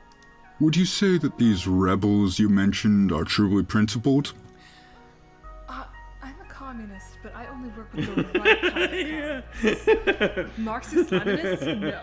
I only work with, what other types of communists are there? Oh, I mean, he is a I Marxist believe the Leninist. term is Trotskyist. Trotskyist, yeah, exactly. What? You see, what you mentioned before about my personality. Yeah, the way he shifted suddenly from basically being an Alternian communist to a space royalist. That was a bit much. I was as loyal to the Empire as one can be. I knew Ascension was coming, and I wanted to make the most of my service. The whole reason I wanted to learn the art of exorcism was to help the Empire. After all, it's more complex than simply shoveling corpses. Hey, there's a lot of nuance to shoveling corpses! Of course. But you see, even as I passed my ordeals, something sat uneasy in my soluble nutrient piping. Why are there so few exorcists? Well, you thought troll ghosts weren't that common. That depends on many factors. But the vast invasions of the colony worlds, the number of those killed tragically. It produces an abundance of negative spiritual energy, and yet battlefield psychics are not trained to set them to rest. Instead, whole worlds are left to fester under the weight of that energy. Ghost battalions roam the wastes outside the colonies. I want to write a fic about this scenario. That does sound pretty bad when he puts it like that. It made no sense to me, until I discovered the work of Vladimir Lenin buried in the stack of old books. Wait, seriously? That's their name? For real? Oh, Empress, here he goes again with the Lenin stuff. At first, I simply wanted to interrogate the lack of efficiency, to make our empire stronger. But as soon as I began, the cracks began to appear. The ability of the Empire's facade to withstand the scrutiny of dialectic materialist analysis proved lacking. So he basically logicked his way back around to being a communist. The word is communalist, actually. Okay, whatever slight Alternian spin on the Earth concept. Point being, he's down. I have no idea what you're talking about. But if you're asking if I would support these rebels, the answer would be a qualified yes. As long as they hold true to their core beliefs and are willing to interrogate their own ingrained assumptions. Sure, that sounds fine. I feel like this is a question that one of the more theory-heavy rebels will have to answer. Finally, you look over in Karen, and they do not seem to like where this conversation is going. Of course I don't. This is fucking insane. Oh, let's just run off and join the rebellion. That's a good idea that definitely won't get us killed. Things aren't great up here, but they're fine. Yeah, speak for yourself. At least you're not gonna be left to die when your stupid body decides to fuck you over. Whatever, I'm gonna go pack my shit. Assuming you've got a plan for getting us out of here? You're working on it. Fuck it, good enough for me. No, this is stupid. I've got work to finish up. I'm not on board with this. It's suicide. Okay, you're going to have to put a pin in the extended discussions about troll politics for now because you've got some convincing to do. You don't want to leave Karen all by themselves up on the ship, so you should probably go talk to them. Not only that, but this is finally an opportunity to see how Demon's feeling about the idea of leaving this all behind to hang out with some rebels, possibly in a cave. In a cave. Alright, we're gonna talk to Demon first, because there's some, like, unique dialogue when you finish up talking to him, if you do this first. When you think about it, all the corridors in the ship look basically the same. It's like someone took the same two photos and copy-pasted them a bunch of times over. You thought massive orbital colony ships would be more varied inside, you guess? Whatever. You remember well enough how to get to Demon's room. When you get there, Demon is sitting by the edge of the Recuperacoon, holding something in his hands. As soon as he sees you walk in, he stands up and shoves the photo back into his front pocket. Hey, sorry. I was gonna go out and help with the last of the processing. We can talk a minute, if you want, I guess. I think this is another limited one, I think. Alright, so what do we want to ask him about? Well, what do we need to ask him about? You don't need to ask him about Okay. anything. You just get a certain number of choices. Yeah, let's see what Yeah. the people want. Tell us, what should we ask Demon about? Democracy time. And while we wait for the stream to catch up, I could talk about a concept that I think got left on the cutting room floor. Yeah, go for it. So one thing I originally wanted to go for, especially with the title, which is a reference to an Amigo the Devil song called One Type of People, is that the corpse disposal division was originally supposed to be reluctant to leave because as far as like fates for trolls of their caste go, they're fine. There's like the Empire doesn't give a shit about what they do as long as they get their shit done. There's only one type of troll down here, the trolls who die. So that kind of got kept a little bit, as we'll see with like, actually this is the route, this path, the Revolution one is the one where that theme gets like touched on. So like there is a little bit more of the casteism because like they're still treating Charon a little bit better, but like they're kind of like mostly fine. Like if Demon wasn't like slowly dying, he would be mostly okay.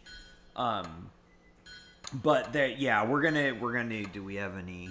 Helping rebels. Is he gonna be okay? You're so sorry for leaving so long. And is he gonna be okay? Okay. I want to see gonna be okay. Is he gonna be okay?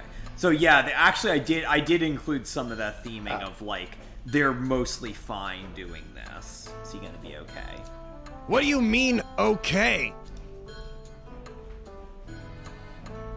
Well, between the whole degenerative illness thing and the sudden shift in his life direction, you were just trying to get a general vibe check on. Guess I'm good as I can be, all things considered. I'm getting out of here. And that's something I never thought I'd be able to say. Rustbloods tend to not have a super long life expectancy. You think that's all down to biology? Maybe? Demon laughs. Yeah, right. Short life expectancy. That's an occupational hazard, my weird little friend. I've always liked that headcanon. That like, Aw, he called you his friend. like, there's no reason why there should be crazy life expectancy discrepancies between trolls. Like, other than the Empress, which, like, you know, does make sense to live, like, millennia. Yeah. Why Well, should I mean, any of she's the other also a trolls thief of life. Yeah, true. Like, why should there be like, that doesn't make any sense for it to be an exponential thingy. Like, of course, a cerulean is going to live longer than a rust because ceruleans have access to medical care. Yeah. And access to good food and access to not dangerous jobs. And aren't treated like literal cannon fodder. Yeah. Like, of course, life expectancy of a rust is going to be like 20 sweeps. They all It's just a figure of speech here. Can you please not make this weird? Okay, when I called you my friend, I didn't mean it like that. Too late? You good? You are not, in fact, good. Alright, what was the other one that people wanted to ask Helping the rebels out? Helping the rebels, and sorry for leaving so long. And I feel like we should do how does he feel about Jaren? Okay. Because I'm pretty sure that this is going to make him a fugitive, effectively for the rest of his life. If he doesn't go all in on supporting the rebels, he'll be deserting his post and all that. You'll have a feeling you can't just show back up and get your old job back in the Empire. I kinda figured as much. You know, with the whole rebellion thing and all that. Not exactly hard to figure out what's going on with that. So, he's good with it? Sure. We'll see what the rebels have to offer. Worst case, I'm guessing they won't force me to stick around if I don't want to. You good? Yeah, that's the same. It's the transitional thing. Sorry about leaving for so long. Demon looks genuinely confused at this. I mean, okay. Thanks, I guess. You only say that because some of your old friends have had less than favorable reactions to your being gone for so long. Or they were sad. Neither of which are things you like. Though we barely even knew each other. You just kinda showed up, and then I didn't really see you again. I was going through a lot, you know. Only reason I didn't get cold for not having a Lucis was because they're so desperate to get new core processors. And I'm good at that. So I just kept talking about my Lucis back home and no one asked too many questions. You wouldn't know my Lucis. She lives in Troll, Canada. Exactly. You don't want to interrupt him here. You've been making a lot of assumptions about how you relate to the folks you met on Alternia over the last few days. Honestly, over the last few years since you left. But their lives just kept marching on. Something that keeps slapping you in the face in its unwavering reality. If you've got some weird guilt thing going on, I can't help you. You good? Alright, let's... Wait, why does he look so relieved now? Nothing. No reason. Look, I've still got to go help out with those last few bodies. Yeah, you only get like 3 choices with him. Wouldn't be right to just leave him for someone else. Well, then you'll tag along and help. You're so good at tagging along and helping. I think you're, like, demonstrably not. But I guess I can't actually stop you. Physically, I mean. Or psychologically. Fine, sure, whatever, let's go. You're already mentally preparing yourself as you make your way to the body processing room. Karen definitely doesn't seem to want to leave, and you're not sure what you're supposed to say to change their mind. It's frustrating. The longer you're here, the more it seems like you're losing your grip on what you're supposed to be doing. You're a huge fan of the rebellion, but how are you supposed to win over someone who's just fine with how things are? Doesn't matter. The time for thinking is over. Now it's time for you don't even know. Save here. Oh, you're here to help, I guess? Yeah, they are. That's their whole deal. Wish they were sticking around. Makes my life so much easier. He seems to be doing well, all things considered. Are you kidding? This is the first time I've had even the hope of getting out of here. I'm fucking ecstatic. You look over at Karen, who frowns and shakes their head. Let's just get started. It'll be trickier without Fozzer here to help us. Wait, why didn't Fozzer? He's doing other stuff. Yeah, Charon is... It depends on which path you take. You get Demon and whoever the other person you're trying to convince is. Nutrients for Panchashog update just Sooner dropped. I can take a shit and go to sleep. Yeah, exactly. Alright, let's do this thing. Gotta make sure they don't get up again. It's fine, don't worry about it. Alright, do we have any flammable stuff? No. Don't hear anything. The ordinary.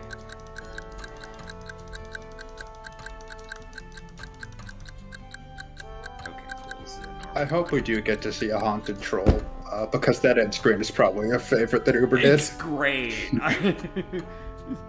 It's randomized, so there's no guarantee. That the only guaranteed is the last one. That's replay value. Yeah, actually, is there? There's another. Oh, I'll explain it after we're done with this. You watch as the body slips into the recycling tube. You wonder what it is they actually do with them. Good job, you're doing amazing. Now let's hurry this shit up. All set. I'm logging this. Get ready for the next one. Well, he's certainly excited to be heading back to Alternia to hang out with the rebels. Yeah, I guess he is. You know, there's nothing that says Karen can't also head back to Alternia to hang out with the rebels, if that's something they want to do. It's not. They look around, an uncomfortable silence settling in. They're my friends. You know that, right? What do they mean by that? What are you two talking about over here? Never mind, we should keep going here.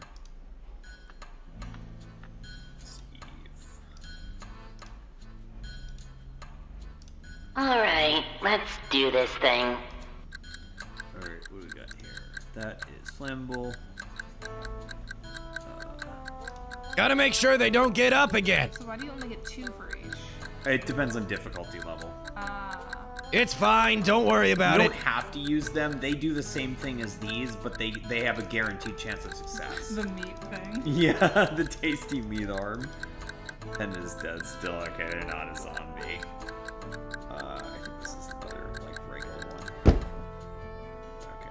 What's the top left one? I don't think we've seen you use that Top left yet. is that's to inspect the body. It gives you the specific, like, details on the body, which has some correlation to like whether or not they're a ghost. Because if they were killed in a violent way, they're more likely to be a spirit. Poor bastard. Next. 2 down, 2 to go. Also, if you play on easy or story only, you get another one that's the Mr. Chem smell, which gives you whether or not they have like hazardous materials. I don't want to talk about this. But you didn't even say anything yet. But you're going to. You're gonna try and talk me into doing something insane. Not necessarily. That really depends on how you define everything, honestly. No, we're not having this conversation right now. What conversation? Never mind, let's just get back to work.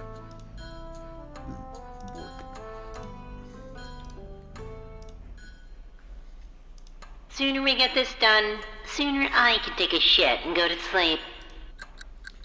Alright, what we got here? We got... Okay, they don't have anything hazardous.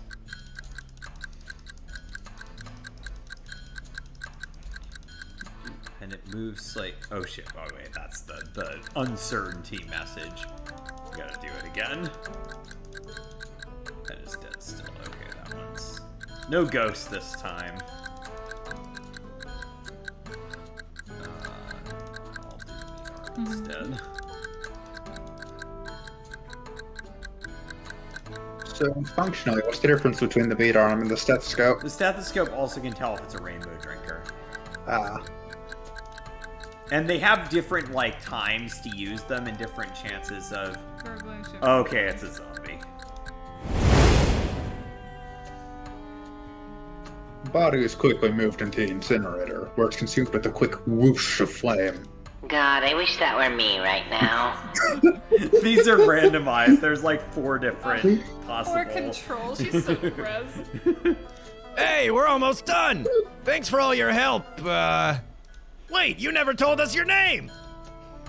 Yeah, it's kinda hard to explain. Huh. Look, you're not trying to pressure Karen or anything like that, but this isn't something you have to be scared of. Isn't it? You know how powerful the Empire is, right? What's your big plan for dealing with that? You're not sure, actually. Optimism isn't enough here. Maybe that works for Demon and Fozzer, but I've got something here.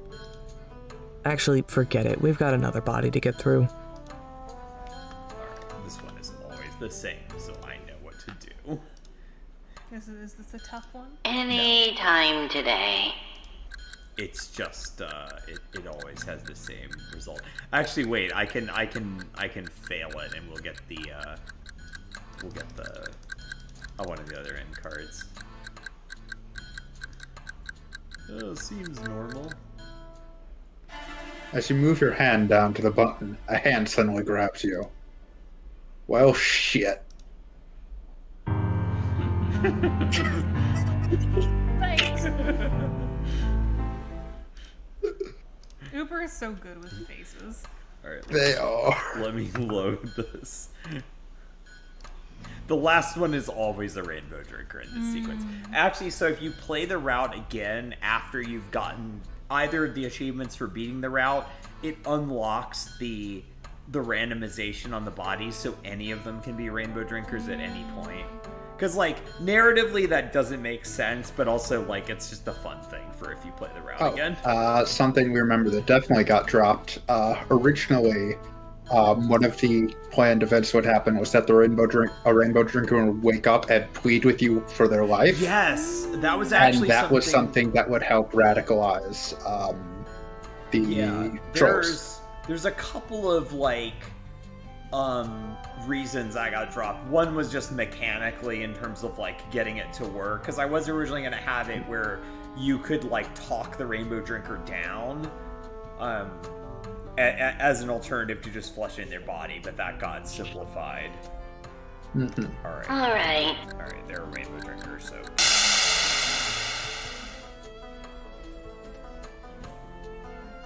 The operating table seals around the body, and with a quick hiss, it drops away into the void of space. As it goes, you could have sworn you saw the body starting to get up and move. Well, no one is yelling at you, so you figure you probably did the right thing. Another one done. What the entire fuck? A rainbow drinker, just like before. Hey, one of your best friends is a rainbow drinker. Good for them! We almost died! Fuck! I need a minute here.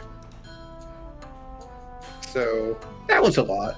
You can understand if Karen wants to take a minute too. Wait, Pastor Yeah, Preston isn't I'll be in my room for a little while. And that's the one that Mspar knows. Isn't she? No, she never died. I mean, yeah, but she has the Maybe she potential died to- off screen. Yeah. I guess Mspar It did was read a home stuff. tragic Yeah. sewing machine accident. yeah. Yeah, Miss Spar's read Homestuck, so they do know that she has the potential to be a rainbow drinker. Okay, you'll catch up. And they're already gone. One of the things you can read in the book Foster gave you is our reasoning behind rainbow drinkers. Yeah. You should click on the book. We haven't seen it. Yeah, let's click on the book. I'll read this one. I can switch over narration. Sure enough, you open the door to Sharon's room to find them pacing back and forth in the middle of the floor, absently kicking at bits and pieces of junk that have strayed from where they accumulate by the raccoon. And then you can click on the book like multiple times. You flip through the okay, here's something. The living. You may find that you have a sudden, perhaps overpowering urge to consume and possess the living. I cannot stress enough that you should probably not give in to this urge, unless you feel like you have a really good reason to, of course. You're dead. Who can stop you?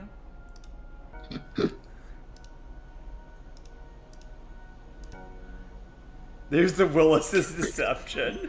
Willis's deception, rustbloods, theorized to be caused by their affinity for the echoes of the deceased trolls. Willis's deception occurs when a rustblood suffers a failure of one or more internal organs, which proceed to die within the body. Rather than perishing from this organ failure or the subsequent necrosis, the troll outwardly displays no ill effects, and likely will not even know something is wrong. This condition does not prevent the troll from dying from other causes. The necrosis renders the body inedible. I love how all of them have, like, whether or not they're edible. The isolation chamber. Assuming your presence is properly detected before you possess and dismember the body disposal team, you will likely be placed into a specially prepared isolation chamber. Rest assured that this is for your own safety and comfort, and not simply because you freak everyone the fuck out with your weird ghost shit.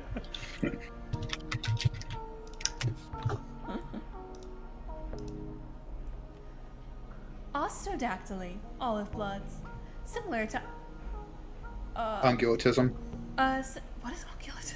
It's another one of the conditions. Similar to ungulatism, osteodactyly is the overgrowth of a troll's endoskeleton, resulting in bone protruding through the skin, typically around the fingers. Though spurs in other areas aren't uncommon. If left unchecked, internal growth can lead to punctured organs. Edible. Yeah, olive bloods could have claws, according to this guy. It's like fucking Wolverine. Orientation. It's important to orientate yourself to your new situation. Try to find a fixed point to focus on, perhaps some kind of meaningful object of sentimental value, or your burning desire for violent revenge. Whatever the case, keep that at the forefront of your mind at all times. So, like, this actually relates to the mechanics of the body game, because if there's sentimental objects in their possession, or if they had, like, a violent death, like they were murdered, it makes it more likely that they're a ghost.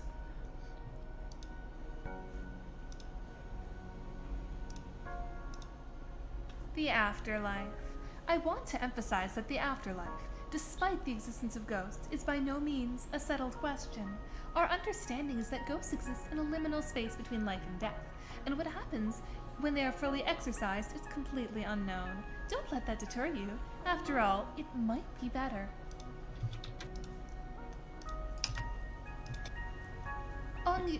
Here's ungulatism. Caused by a mutation of the genes regulating the formation of the troll's exoskeleton. Ungulatism. This font is hard to read.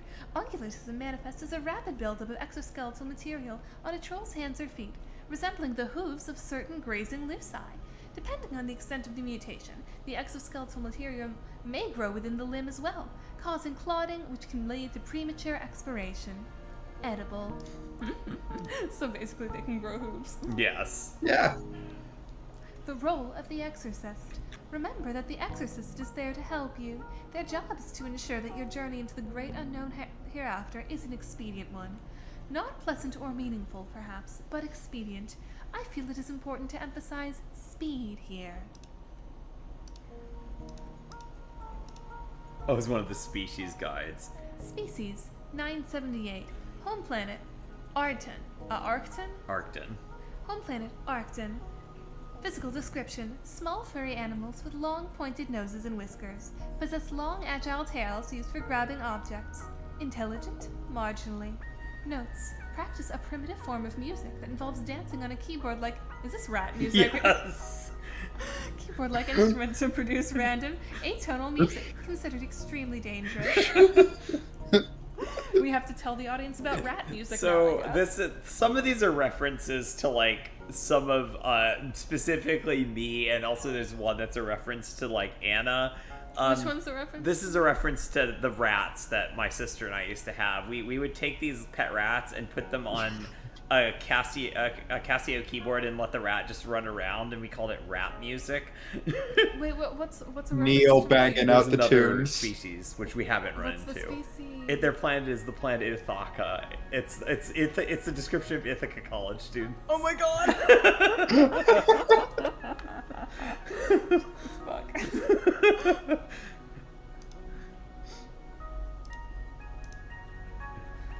Polycardia. Olive bloods. A condition which results in the formation of multiple blood pushers inside the body of the afflicted troll. Can result in hyperactivity due to increased blood flow.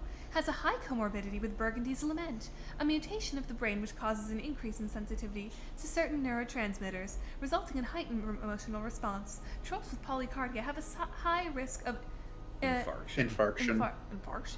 It's a cardiac condition. Oh, It's high like risk of heart attack. infarction.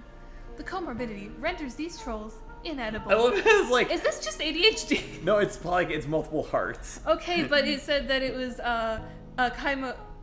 comorbidity was something that increases sensitivity to certain neurotransmitters. It's like, are you talking about ADHD Yeah, and autism? that's true. I love how the implication is they could just have like a bunch of hearts. Look, troll genetic material's fucked up. Species 508. Home planet Colony World 154. Physical description: about 3 feet high, with long ears and powerful hind legs. Wear clothing made from simple fabrics. Intelligent? I guess? No, primitive technology, but extremely clever. These are just giant rabbits. Oh.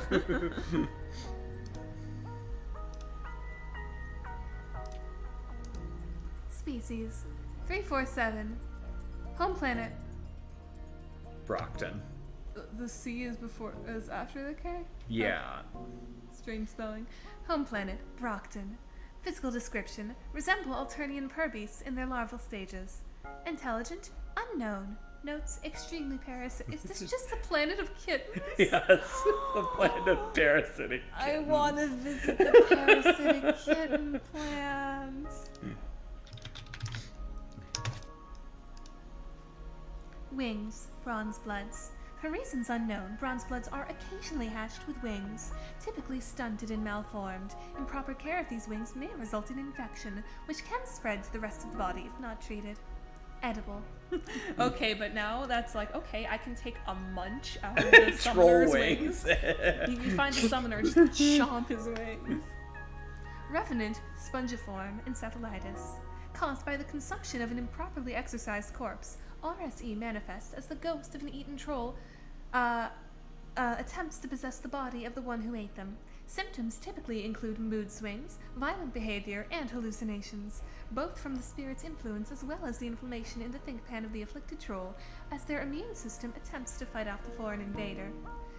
If not treated immediately, inflammation of the subsequent holes in neural tissue can result in death. Contaminated meat is considered dangerous even if exercised, and is inedible. So, mad cow disease. Yeah. Yeah. There it is. Species 607. Oh my god, it's my fucking area code. That's your area code. Home planet, Aphasia. Physical description: approximately the size of an average Alternian. Pale skin, shambling appearance, and groaning cries. Intelligent? Presumably. Notes: useful for performing menial technical labor.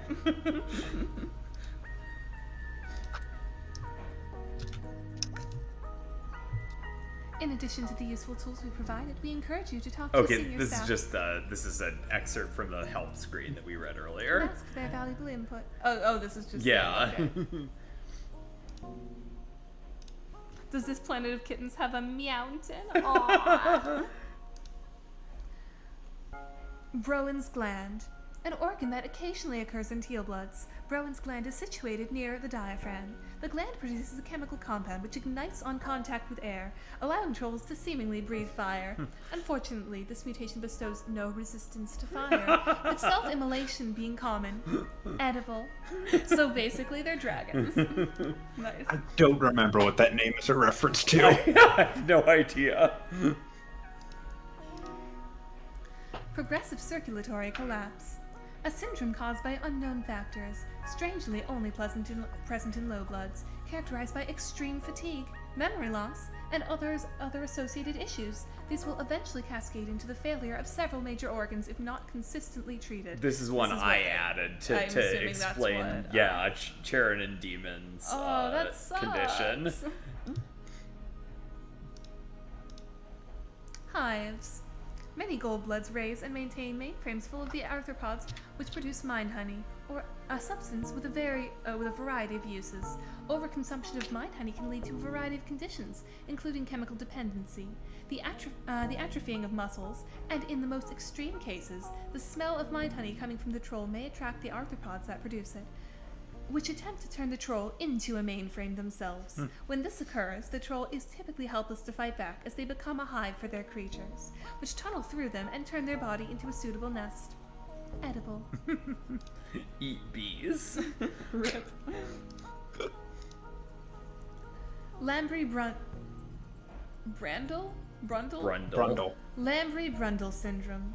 Royal jelly produced by the mother grub, when consumed by a grub, results in the metamorphosis into a drone. When consumed in trace amounts, such as in runoff, which taints the drinking supply, the metamorphosis is initiated but not completed, leaving the troll with more resistant skin or chitin, as well as a secondary nervous system. If the troll's primary nervous system is damaged, the secondary one activates, seemingly reviving them from fatal wounds. Afflicted trolls crave proteins, an instinct that a full drone would allow it to repair the damage. Inedible and completely This banned. is the jade blood, the rainbow drinker. Rainbow one, right? drinker. Yeah. Oh. Yeah. Huh. But also, we don't know how accurate any of this information is because it comes from like the racism book. Yeah, there's totally like a troll phrenology section that's Exactly. included. Void rot. A disease most commonly contracted by a living in unsanitary conditions. Void rot destroys a goldblood's eyes, removing their ability to regulate their capacitance. Why is this font so hard to read? I don't know. And resulting it's a very pretty font, but I'm like trying to read it at speed and it's not working all the time. Resulting in a constant discharge of energy. If a constant source of energy isn't found, the troll will expire as their body burns through its reserves, eventually digesting musculature and organs for the nutrients within. Almost always fatal, this disease leaves the afflicted with very little flesh to recycle, even if they weren't inedible.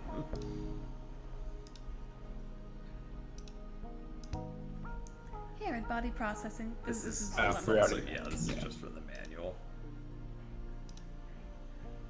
Sadly, the tomes offer no more wisdom for you. That was fun. Okay, I need to be honest with you. I'm not doing this.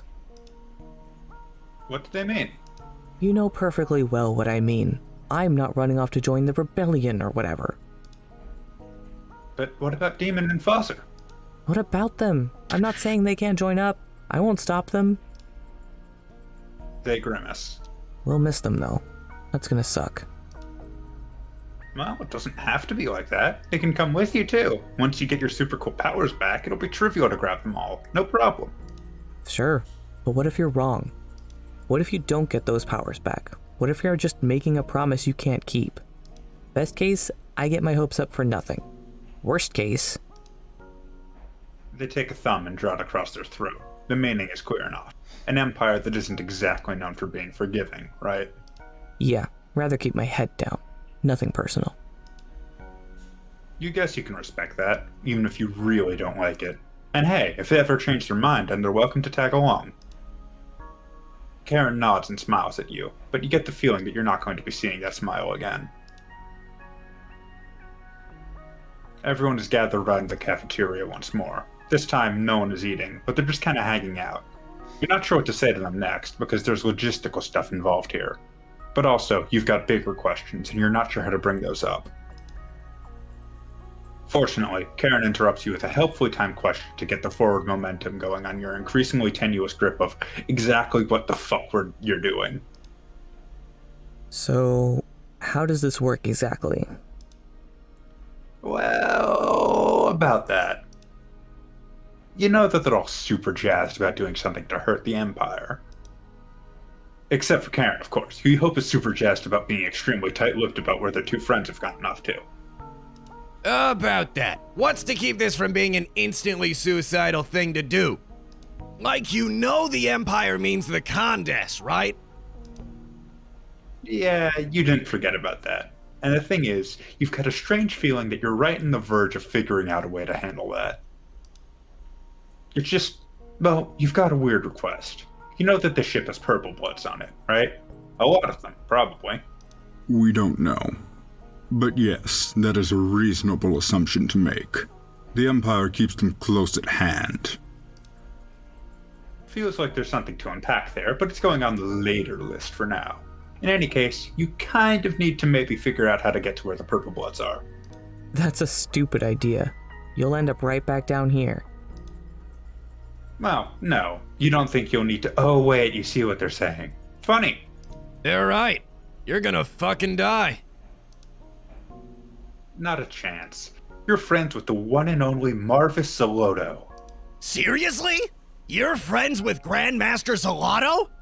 You do well to remember lessons that famous Rustbud political thinker Karl Marx taught us about class solidarity. Karl Marx. Namely, that you need to have it in the first place. No, it's fine. Marvis is cool. Plus, you promised to Jadeblood that you'd find her adopted purple blood daughter. The looks on their faces let you know that your three friends comprehend about a quarter of what you just said, but it's not important. The important part is you need to get to where the purple bloods are. It is possible, if you're insisting on throwing your life away like this. Well, shit. Guess we're not leaving after all. Nice idea while it lasted. No, you're definitely going to be able to pull this off. Sure. I'll believe it when I see evidence. Demon walks over to the corner of the cafeteria and sits down by himself, leaning his head on his hands and looking generally disappointed. You hate to feel like you're letting a friend down, but this is definitely only a temporary solution.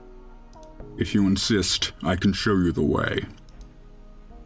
You do, in fact, insist. You grin at Karen, who only pulls a sour expression in return. You're not sure that they expect you to return from this alive. What gave you that idea? Was it the part where I alluded to your death? Okay, McSourpants. You don't have time for all this negativity. Lead away, Father. Father leads you down a series of corridors that, unsurprisingly, all look kind of similar. Except, finally, you take a turn and reach a door that you can't remember seeing before. It's labeled with various caution signs. As soon as you reach the door, Father stops and glares at you. Before you do this, I insist that you acknowledge what it is that you're about to do. The Purple Bloods have their own culture. You're already an outsider in our world. This will just make you doubly so. You can handle that. You've been able to hang with Purple Bloods before. Of course, two of them were isolated and maladjusted children, and one of them was barely out of being a Wiggler, so maybe not the most experienced with adult purple culture, no. I suspected as much. I won't pretend to understand your ultimate goals, nor dissuade you from them. I simply want you to be careful. Fozzer reaches out and presses a series of buttons on the keypad by the door. Wait, how does he know the code? The spirits sometimes see interesting things. It's amazing what they will tell to ears that are willing to listen. This is a maintenance hatch. It will lead you to the place where the Purple Bloods live. Beyond that, I cannot help you. There is a strange force that prevents the spirits from going there. That feels like relevant information somehow. You'll have to circle back on that if you get a chance.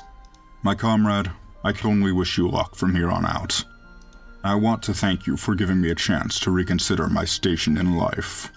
You make for a fine communalist. With a soft smile and a wave, Fozzer turns and walks off. And now, you're alone in front of a maintenance hatch that leads further into the bowels of the ship. It's dark in there. But when has a little bit of fear stopped you? You turn and step into the doorway. A few steps in, and it's already nearly pitch black. You find a ladder in front of you. You begin to climb up into the darkness, every step sounding hollow in the pitch dark around you. You're not sure how much time passes in the darkness. The repetition of climbing rung after rung fades into the background noise after 10 minutes, and then it's just you in the void for a while. You can hear the noises of the ship around you, the sound of the engines in the distance and the various life support systems. And underneath all of that, something else. Something that's been getting more and more noticeable as you climb higher and higher. A low kind of hum that you could feel more than hear. It grows harder and harder to ignore with each rung of the ladder. And finally, you feel the outline of a hatch in front of you. You feel for the handle, groping in the darkness, until finally you have it. Fortunately, it's not locked. The lock disengages smoothly, and you can feel the hatch above you, swinging freely on its hinges.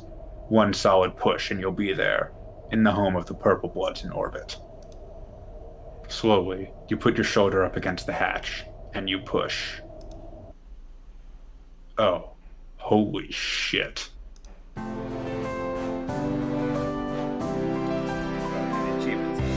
Okay, nice. Dialectic material. Yeah. I think the name for the salvation is existentialism. Yeah, if you do the Wait, shouldn't it have been Fozzer and Demon, not Sharon and Demon there? Yeah, that's just a bug. Okay. Actually, that's because the credits doesn't. Oh, it doesn't. Oh. That's a bug. I'll fix it. But yeah, you're right. Yeah, next time we'll be getting down with the clown. Whoop, whoop, as the children say. Yeah. We'll continue in Volume 12, Isle of the Dark Lotus Eaters. And then... Yeah, it's just the credit screen is this book. That's an easy fix. So yeah, let me, hold on one second. Let me switch screens. And let me quit out of the game. So, Alright, yeah, that's the route. We just got trolled. I heard a is that... Oh, wait. Or did Aaron Oh, no, I just stopped watching. Oh, yeah, you stopped still watching here. the stream. That makes sense, yeah. The So, cheesy yeah. TV cliche of leaving off on a cliffhanger. I mean, you could say that, or you could say it takes a while to write a route with 3 characters. Imagine writing a route with 8 characters. But yes, the Yeah. long-awaited clowns are next episode. Yeah, we're doing the I mean we've ended other routes on cliffhangers. I feel like Have we? Actually I don't think we have. no, this is the first one that's ended on a cliffhanger, so yeah. Clowns take that. deserve it. Yeah. I mean, there's enough clown fuckers out there that Yeah. I feel like making y'all wait like a couple months. Yeah, we're we'll announce this formally on the Twitter, but this is coming. So we're we've been doing these approximately every month. We are going to be delaying a couple of months for the clowns, both to give us time to do all the stuff for volume 12 and make sure that's good, and also some of the stuff for the later volumes, especially volume 14, is kind of labor intensive. So we got some stuff to work on for that too. So we are planning to do something for 413. We're not going to say what yet, but it's required. But we are going to do something fun, and we may also be streaming a Salvation playthrough of the game. Depends on whether or not I work that day. One of my jobs has no shows that day. One of my jobs does have shows that day, and I'm debating whether or not I should basically just say I'm unavailable that day so I can have a full 413 off. So, and also the 413 corresponds with the finally a Passover this year too. So, which is we have to celebrate 413 by also making cookies, and that'll be the first. Yeah, that's when you can eat bread again. Then we can make cookies. We can have Mspar head cookies, and that'll bring in the end of Passover. These are the oblong meat products of affliction that our ancestors ate in Alternia. Exactly.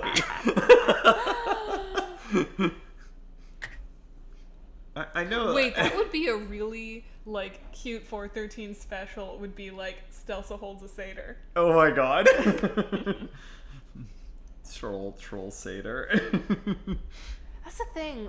We did the whole Troll Judaism thing in Volume 2, but I still never figured out exactly what Troll Judaism is, because how do you map something that's so specific to a human history on troll history? Yeah, exactly.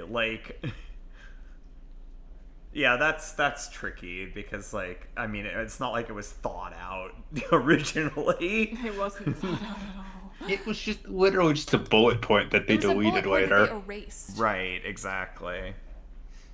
Yeah, this was a fun. I'm just reading the comments. This was a fun route. This is one that the characters were kind of nothing characters in the original. Father had the whole Doc Scratch switching his personality thing, which was kind of interesting. But Demon and Sharon were kind of just vibing.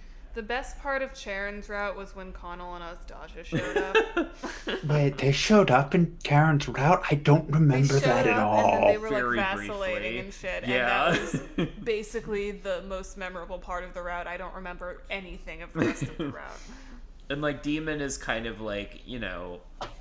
he's just it's the intro route, it's funny and kind of nothing, and then his characters that hot dogs look kind of like dicks? Yeah, exactly. Did you guys know that? Yeah, exactly. Hemstuck will turn 14 years old this year. Actually, this is my 11th Happy birthday, quarter. John Carcat. Yeah. Act 3, I don't based on what we know about the progress, I think that's probably another year or two off in the future, depending on how much. I don't know who's working on it specifically, other than a couple of the artists, but I don't know. It may take a minute for that. But yeah, this route was we had a lot of ideas that Eric came with a lot of ideas for how we were going to approach these characters, and to try to get everything kind of hashed out, in terms of how we're going to deal with Fozer's whole personality switch thing, and what are the implications of that, and then also to try to make the characters interesting and also show development, and also to make the mini game playable and entertaining. Hive Swap Act 3 dropping during 413. I don't think that's gonna happen. I think realistically, based on the amount of progress that we saw last soccer, They're gonna hand unmarked USBs with the Hive Swap Act 3 out at the Homestuck Cafe. Oh my god. Plug them into your computer, it will be fine, I promise. That would be really nice. Remember, always plug in unmarked USB flash drives. Nothing bad can happen. I wish the Requiem Cafe wasn't so LA specific. I'm never gonna be able to afford to fly to LA for a Homestuck event. I wish it wasn't during Passover. Yeah. That would be nice. Yeah, that's I know it's happened to coincide, and I guess there's other event times, but also, yeah, I don't know. Yeah, I mean, it was last nice year also. 413 also coincided during Passover, which is why you weren't able to join us in the writers' Yeah. studio. It is what it I'm is. so sorry. Yeah. It's okay. God, it's almost been a fucking year since this game came out. Yep. Which Yeah, is wild. we've been and Oh God, how long has it been since we came up with the concept? It was February 2021. just over 2 years. Yeah. Oh God. I mean, You the can't concept- see it, but I am staring at my hands as they age and wither into dust before my very eyes. I remember when Janaya first started talking about this, and we were like starting to plan, and she made out this whole plan, this whole like, you know, and before we, you know, delayed a couple routes, the plan was to end on 6/12 Yeah. of 2023, and I Yeah. saw the number 2023, and I was like, oh my God, Yeah. that year feels fake. And now we're in that fake year right now. And it still feels fake. Yeah. Yeah, because like we had a like a route. We started planning this before like anyone knew about it, and people found out about it a little earlier than we planned. And then like, you know, started talking to artists and writers and figuring stuff out. And like we've had a few curveballs because like, you know, people have personal stuff happen, or you know, people's capacity changes.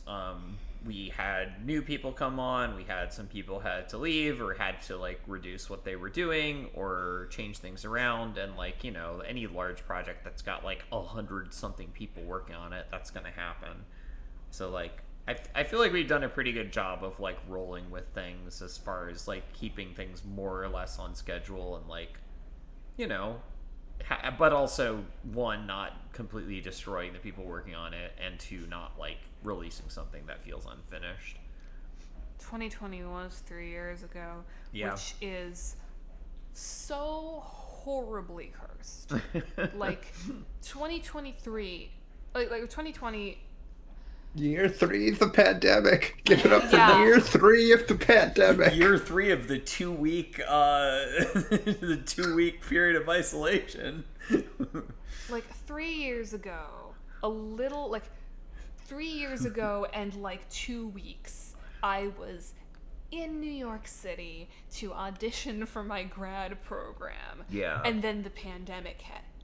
And 3 years later, I have my degree from said program and now live in New York City full time, and the pandemic still isn't over. It's still going. Babies born during the pandemic might be walking now. Yeah. Babies born during the pandemic are walking now. Since I don't think COVID has stilted children's ability to walk. Yeah. Okay, that's fair, but also I don't know how long it takes for a child to learn to walk. Oh, that's like a 2-year-old. 1 to 2. Yeah, years. 1 to 2 is starting to walk. But yeah, that's wild. And like, yeah, we started planning this in February of 2021, and like, the idea was like to release the first volume 413 of 2022, which we did. We got that on, and then, you know, the first delay was because I was recovering from a major surgery. Yeah. And then, you know, the next one's like, we've gotten to the point where there's so little of the game left, but like we do have some like we have some stuff planned for for volume 12. We have a bunch of cool stuff that's gonna take some like logistical doing to get it to work. And then for volume 13 and 14, there's just like a bunch of like additional like, you know, content around the game itself that just takes time to make. Also for the ending, like for when you beat the game.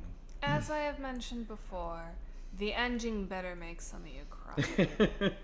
So like, yeah, we've got some cool stuff. We're figuring out what we're gonna do with that. We've got some plans for 413 stuff, and like, you know, things are going pretty well.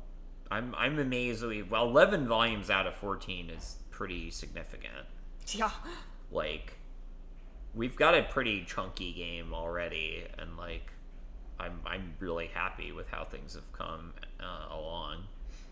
Like, the team has done a really fantastic job, and like things have worked, like in terms of like working with all the people involved, things have been going pretty smoothly, because like this is a lot of people to coordinate, and like things have kind of like they've coalesced pretty well, and people have been enjoying it, which is nice.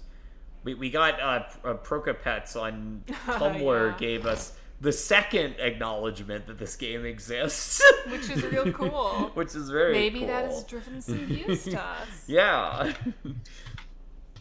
So that's cool, and I'm really glad people like it. It's Mr. Prokopets, if you're watching this stream now or at some point in the future, hi. yeah. Hi. Hi. Thank you for acknowledging the game. That's very cool of you, and It is astounding how we're almost play near it. the end of the game. Like, that's...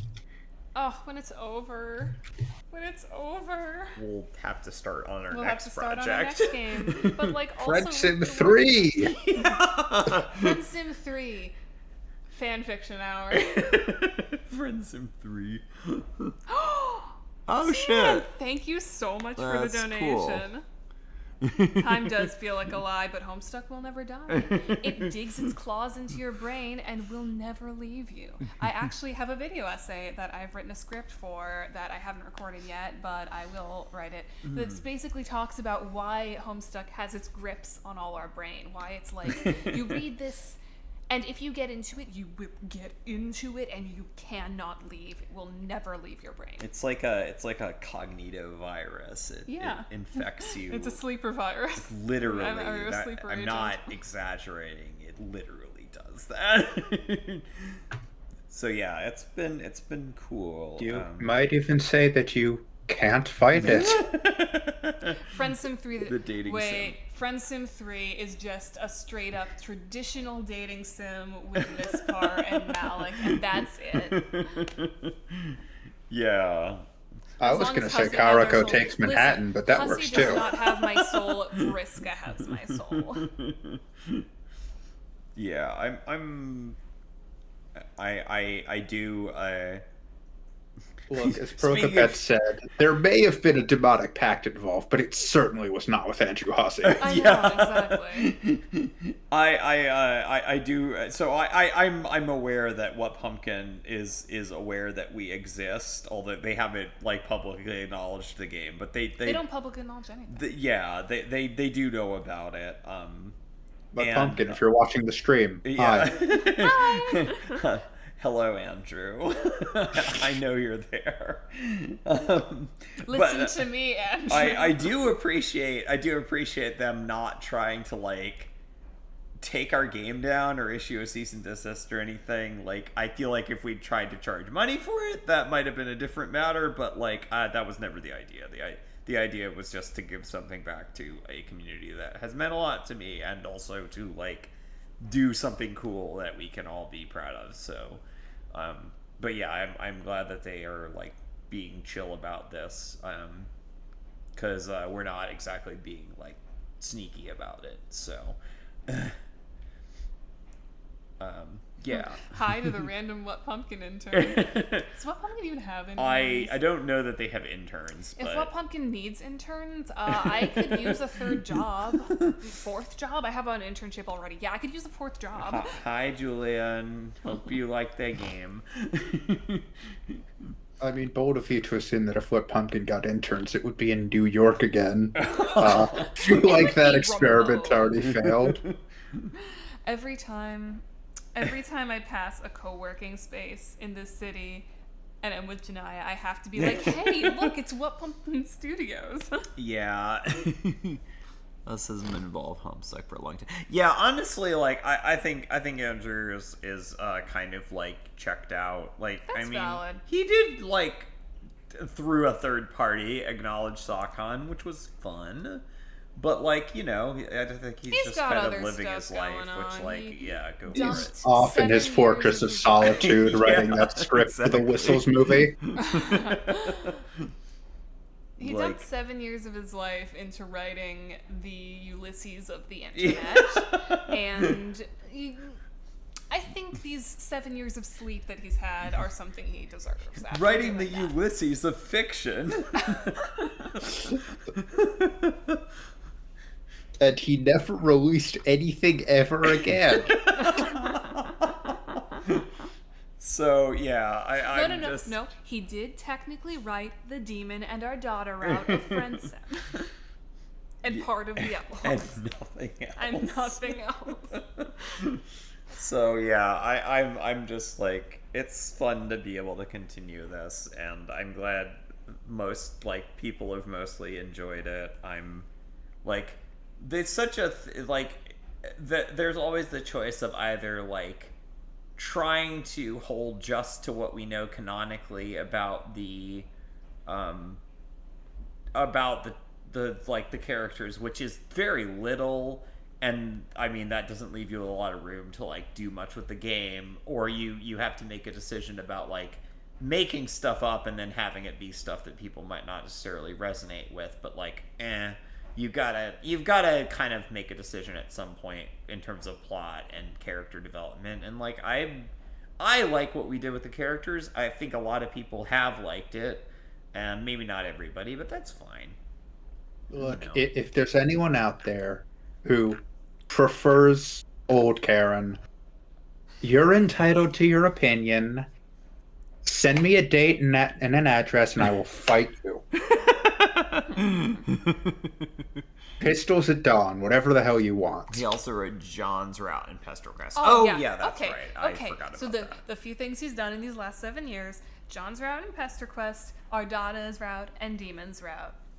And a few emails. And a few emails. That's also very important. He did write a few emails. So yeah. Honestly, I really like New Charon. New Charon is hilarious and an icon.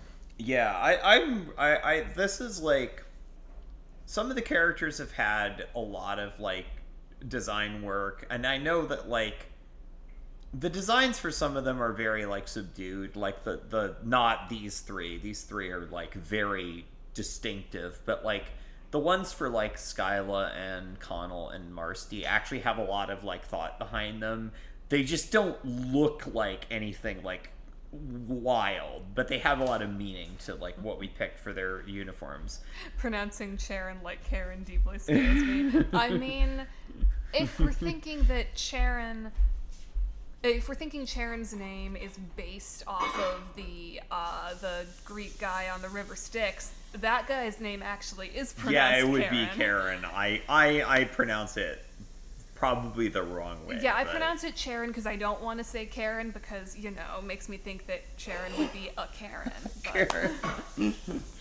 But yeah, they're I don't know. I think this has been this route. I like the designs that we did with the characters. The concept was really fun. This is one of those ones okay, what are we gonna do with these characters? How are we gonna make them feel meaningful and do something cool with them? Because these were characters that originally I think Demon I originally was just gonna cut or very minimized. You were gonna cut all three of them. Yeah, I originally the plan wasn't to have literally every character, but we have every character in the game now. And I mean, every character's someone's favorite, right? Exactly. Yeah. A surprising amount I remember of people checking the notes for the announcement posts for the troll call stuff, and there were some people who were very excited to see their favorite trolls. Which I obviously I've got my favorites, and none of them are these three, but I did have a lot of fun writing them, and I always wanted to do something fun with the characters, even for characters I don't really I don't really care that much about Vicare, but I think we did something interesting with him, and all the Vicare sections are ones that I've written. I've been, even in Rats where I'm not the writer, I go in and I guess I'm his writer now. And he's fun. He provides an interesting insight into. So Era was talking earlier about the idea of that things are fine for certain people, and Charon is very much that's their deal. They'll go with you if you do Salvation because why not? That's fine. But they are not gonna like risk their life because you know, they're doing okay, and Vicari's the same way. Like, he's fine. He gets to fly his like plane adjacent thing, and like nobody's trying to kill him. Like, he does have some risk, but he's not like cannon fodder. He ferries people around basically. Wait, so was the mystery cargo on Vicari's ship bodies? Yes, it's okay, bodies. Fun. That isn't Sharon the name of Pluto's moon too? Yes, it is. Yes. Named after Yeah, the Greek named guy after the who very wrote same ships. ferryman. Yeah. Yes, the cargo in Vicari's I mean, technically, Pluto's the name of Charon's moon. I mean, they're each other's true. moons. They're not really planets. I thought Pluto was a dwarf planet. In now. my heart, I believe that Pluto's a planet. Like, I don't know. She deserves to be a planet. They took away her status. But yeah, like, you know, doing something interesting with all the characters, even the ones that are like maybe not my favorite, because like, yeah, people people were excited for like, especially Demon. I got a lot of people are really excited for Demon that I saw, and then like when we announced Vicari stuff, like some people really like Vicari like a lot. Yeah, a lot of people are huge fans of Vicari, and I'm utterly shocked because I didn't like Vicari. I don't understand you, but I'm happy for you. Yeah, exactly. And like, we'd like to give you some content that you appreciate. Like, I'm not just gonna shit on a character, except for Zebra, because I hate him. Okay, but Zebra is unlikable, not because he was written one note, but because he was written to be genuinely unlikable. Yeah, and he continues to be written to be genuinely unlikable. He was intentionally written. We had to rack our brains for the most racist shit we could make that man say. Yeah, and like, honestly, like I had a lot of fun with the three in this route. Like, their story is interesting, and like writing their character development was interesting too, because like their characters had changed a lot. Like, Demon has like matured, and you know, his outlook on things is different. Charon is like, you know, dealt with their underlying medical condition, and Fozzer changed his personality back. So like, you know, that was interesting. Pluto lives matter. It's also I like the what's it called, the dynamics they have with each other. Yeah. Yeah, that was fun to work with. There's this like shifting status of who's the straight man and who's the wise guy in all their conversations. Yes. And that's just fun to write. It is fun to write, and like they actually, who's the one who's actually taking this conversation seriously in this scene? Exactly. And the answer to that question is never Mspar.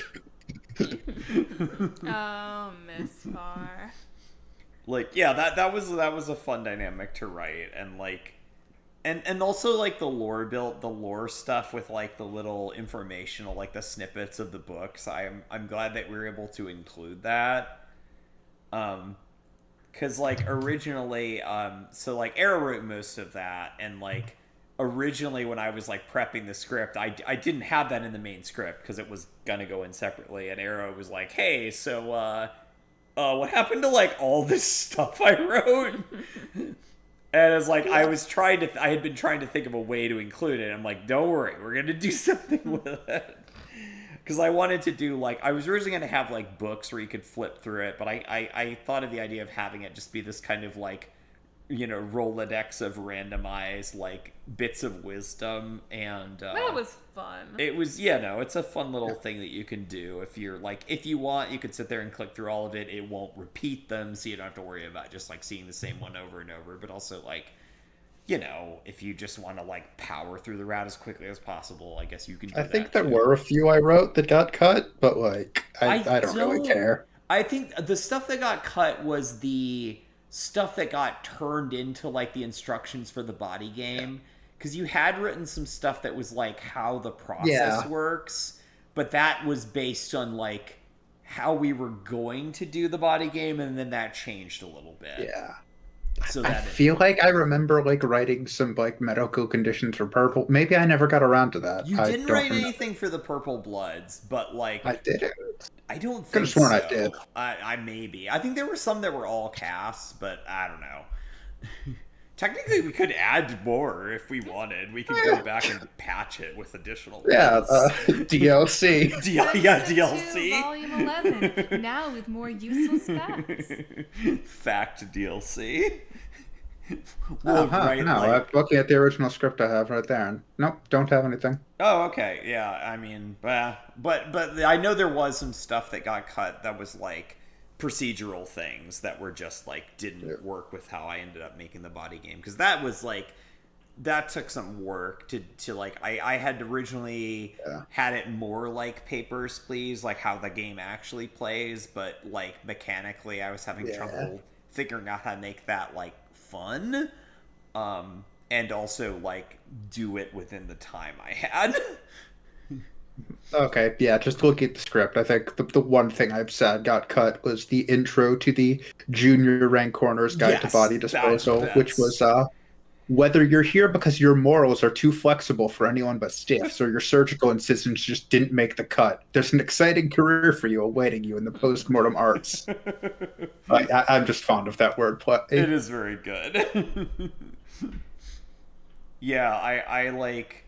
This one was interesting because, like, Arrow's the one that came up with all the concept work and, like, the general plot, and then wrote a bunch of, like, the beginning of the script, and then I picked up the script, and I tried really hard to, like, maintain the tone and, like, the vibes. I think you did a good job with that. I think I did, too. Like, when I was playing through it, I got to the point where I was like, I couldn't remember which of us had written certain lines, and, like, that's usually a good sign. Yeah.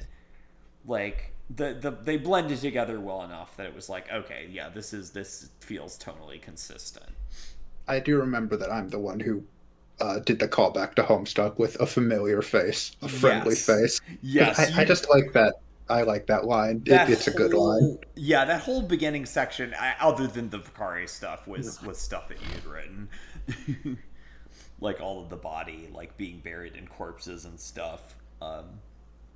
So yeah, it was good. I like the and the dynamic established with the way that they kind of like banter with each other was fun, and I wanted to keep that going because it's entertaining.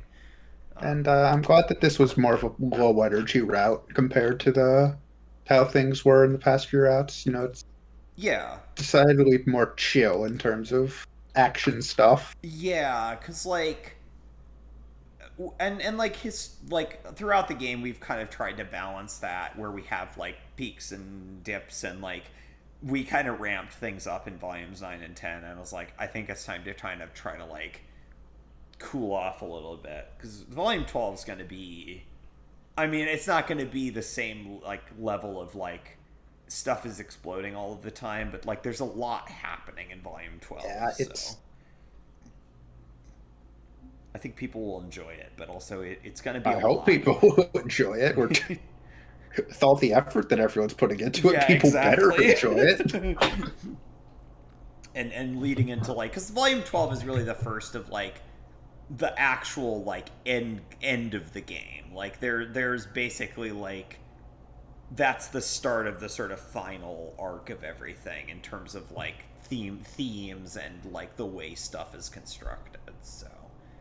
I think people will like that, because and it leads right into volumes 13 and 14, like directly. So, I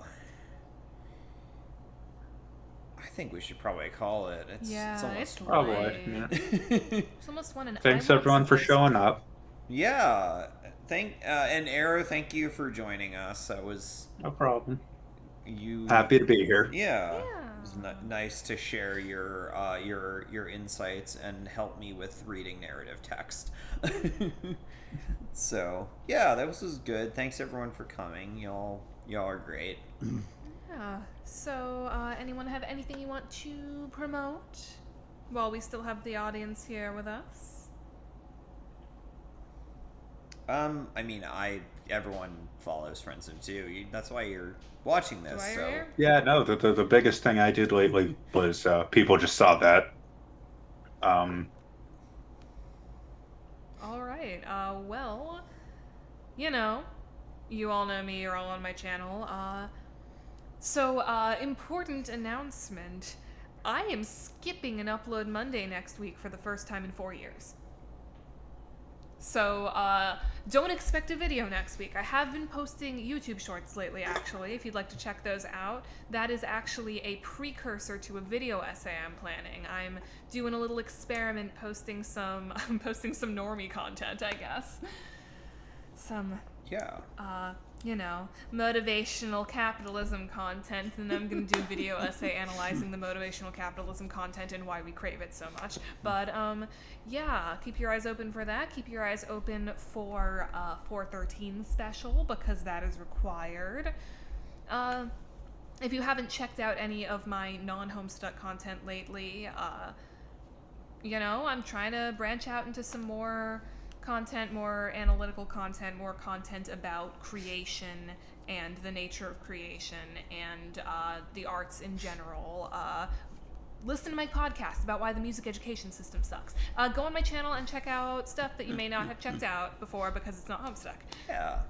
Also, if you were following any of my news about Maka, if you happen to follow me on other social medias and whatnot, if you would like to see the full performance of Maka, very soon I am posting the full performance to my Patreon, so you can check that out in the links below in a couple days, probably. Yeah, I actually was videotaping the Maka performance, so we've got a nice quality recording of it. A really nice quality recording. Yeah. Some nice pictures. I gotta update my website with all that stuff. Yeah.